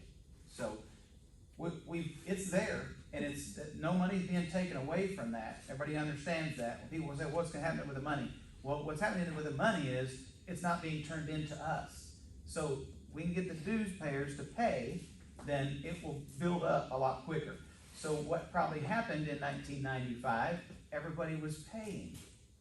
And having everybody pay, plus the money that was set at that time, the budget that's being paid for, is again, the dues increase, the last dues increase was for the roads. Does everybody understand that? So that dues increase was when? 2011. So again, the values of things that keep going up, that's what we were talking about, and it was just talk about raising the dues was the value to try to help put out what's put forth in front of us, which is a budget. So there's no way to pave roads if we don't have the money for it. So, And the maximum that we are pulling in, like I said, is roughly $21,000 a year. yeah, $21,000 a year, So so, just to get to 180,000, Yeah. that's 6 years. yeah, not a mathematician, but it's gonna take us a little bit longer doing it at that rate. This year you got 16.5. Yeah, Okay, and that's if we have that many people pay. all right, so, we beat this horse, I think, enough. Yeah. What are we thinking about the budget itself? Do we have a motion to accept this? Make a motion to accept this budget I as second. written. All right, so we have, again, Depew with the motion and, Mr. Taylor with the second. All in favor, say aye. Aye. All opposed, same sign. Budget has passed. And I'm sure that can be deviated along as long as we get more money in to be, used where it needs to be at. And then I have, the last thing is new business. Yeah. Need to bring up a few different things that we didn't get on the agenda. All right, first thing we're gonna go over is the, discounted dues. So for the public's understanding here and our dues paying members, previous boards have been able to set a precedence as they see, fit when it comes to liens and levies. So if you look at your bylaws, it tells you that the board has that right to do so. So the previous boards have been doing this at a ongoing pace, that when you found someone that had past dues and they were willing to pay whatever. So for example, somebody owed $1,000 in back dues. The rule of thumb tend to be 50%. They were given 50% breaks for people to be able to pay past dues to make them, whether the buyer was paying for it, etc. Again, the board has to vote on that. The board votes and says, okay, then that money's paid and the rest of that is wiped away. This has been offset numerous ways, numerous different times. There's several percentages over the years. No rhyme or reason and no right or wrong. That's up to that board. But for us, we have to make a decision this year, this point forward. Are we going to allow that? Are we gonna let the membership know what we are doing, instead of doing things behind the doors? Does that make sense? So I would wanna open this up to discussion of what you think about, because this is the time of year, dues are being paid, things are being bought and sold. Are we going to allow, the discounted dues, and if so, what percentage? I'll start, or nobody else, somebody else? Sure, anybody's thoughts, it's open discussion. I'm gonna say no, No. No what? no discount. No discount at all, that, no. We need money. I mean, The way I I look at won't this tell you, system, I won't tell you a name, but I'll give you real quick. yeah, go for it. There was a lot in here that had over $11,000 of dues owed against it. And for whatever reason, and I'm not gonna say whose names and all that kind of stuff, but it was, allowed that person to pay $650. And over 10,000 of that was, gone. I say no, I think, and with I this mean, new that's software, a lot. we could set up payment plans, we can give a person, if they're 5 years behind, we can break it up into 5 years of payments for them, unless. Sure. I want to say there's a clause that says that people cannot borrow from the POA. Wouldn't that fall under that? Yeah, they just. We're not a bank. Well, it does say Yeah. that we can't, that members cannot, Borrow from the borrow from the Borrow POA. from the POA. However, again, to piggyback on that, in Yeah. past years, we know that the POA has done owner finance for lots. It's fine. So, Yeah. again, we're not going back on previous members here, guys. We're not beating that. That's not us. We weren't here, Yeah. okay? But for us right now, moving forward, we have to make a decision so that the members know hey, they said point blank, we've sitting there, it's on record, we're not doing it this year. Or if we are, that it's set in stone and everybody knows. It's not because I like you or I don't Right. like you, this is what it needs to be, it needs to be fair for all. Well, if I bought a lot, and if I paid $3,000 for a lot, and you tell me that I owe you $6,000 in back dues, I'm gonna say, see ya. Right. You're not gonna get a penny from me. But if we say, if you start paying dues from here on out, pay an extra year's due for the next 6 years, or until you're caught up, pay double dues until you're caught up, I would think about that. But how do we Can I know get that? this? How do we know that they'll do that? That's Yeah. the thing, and it's on the old owner, not the new owner. Would Like, it be easier for them to go to the bank? you should have been, my personal opinion is this. When you go to buy anything anywhere, it's like, it's your responsibility, and if you don't go through a title company, to find out, is there liens against it? Did they pay their taxes? So the old owner's responsible for the dues, not the new owner. That's correct. Well, I mean, the old owner's the one that didn't pay them. But if the old owner does not pay, that lien, which we're gonna file, is gonna stay with that, so it's public record to know. So at this point in time, what's happening is, the new buyer doesn't know.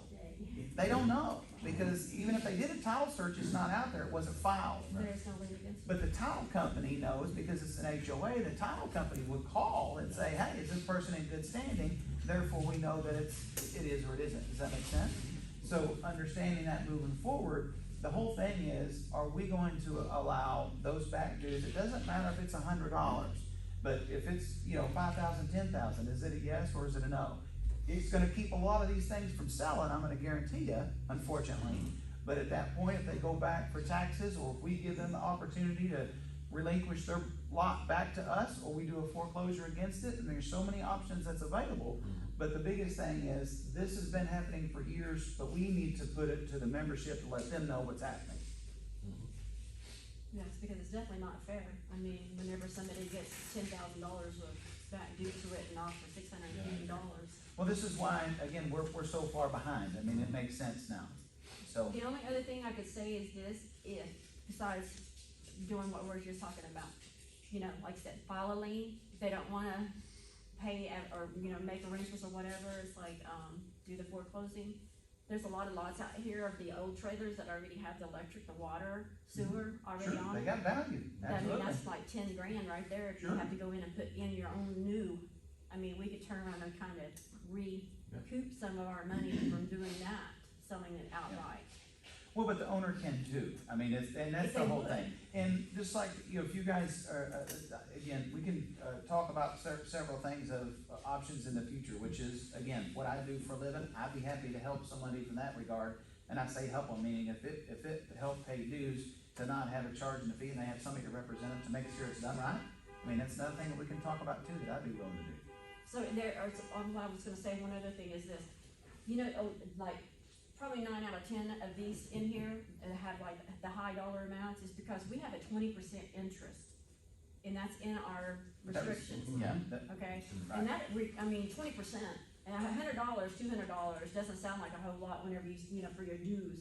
But whenever you haven't paid for 10+ years, and each year you get 10-20% tacked on to what's already owed each year, I mean, it accumulates a lot.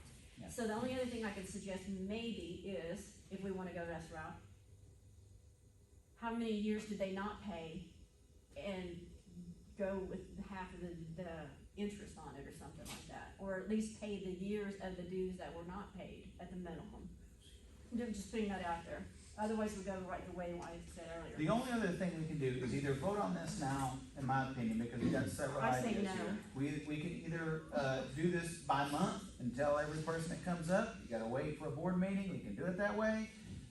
That's a way of old, what they've been doing, or we can turn around and do it this way, and just so we know up front and everybody knows, and it's on record of during this, until July and they vote us out, this is the way it's gonna be. I say no discounts. I'm not for a discount, no. Me neither. Okay, so we need a I'll make a motion motion. on this then. Motion that the board gives no discounts for back dues Correct. for the remainder of this particular voting year, Yes. okay? Motion on the floor, do I hear a second? Randy? Yeah, second. Randy seconds it. Any more discussion on that? All in favor, say aye. Aye. Opposed, same sign. That motion passes. All right, next, was where we're sitting right now. I don't know how many people would rent it at the moment, but. You know, just something to throw out here, what you're talking about on that 50%. If you were to do, if they were doing that every year is the way I understand. All right, if we didn't wanna pay our dues for 2 years, that's promoting me not to even pay any dues for 2 years, cause I normally get 50% off. And how many times So- are they doing that? And so I could come back right now and say, hey, you did that back for those, I want 50% off on my dues too, even though I was paying. You know, I mean, that's the reason why you don't do stuff like that. I totally understand. To and me, I that agree. is, But I think, again, I'm Not a good plan. sure, if we gotta try to, you know, make the money in here to make this place run efficiently, or like it was when it was, you know, originally constructed. Or at least keep the damn place.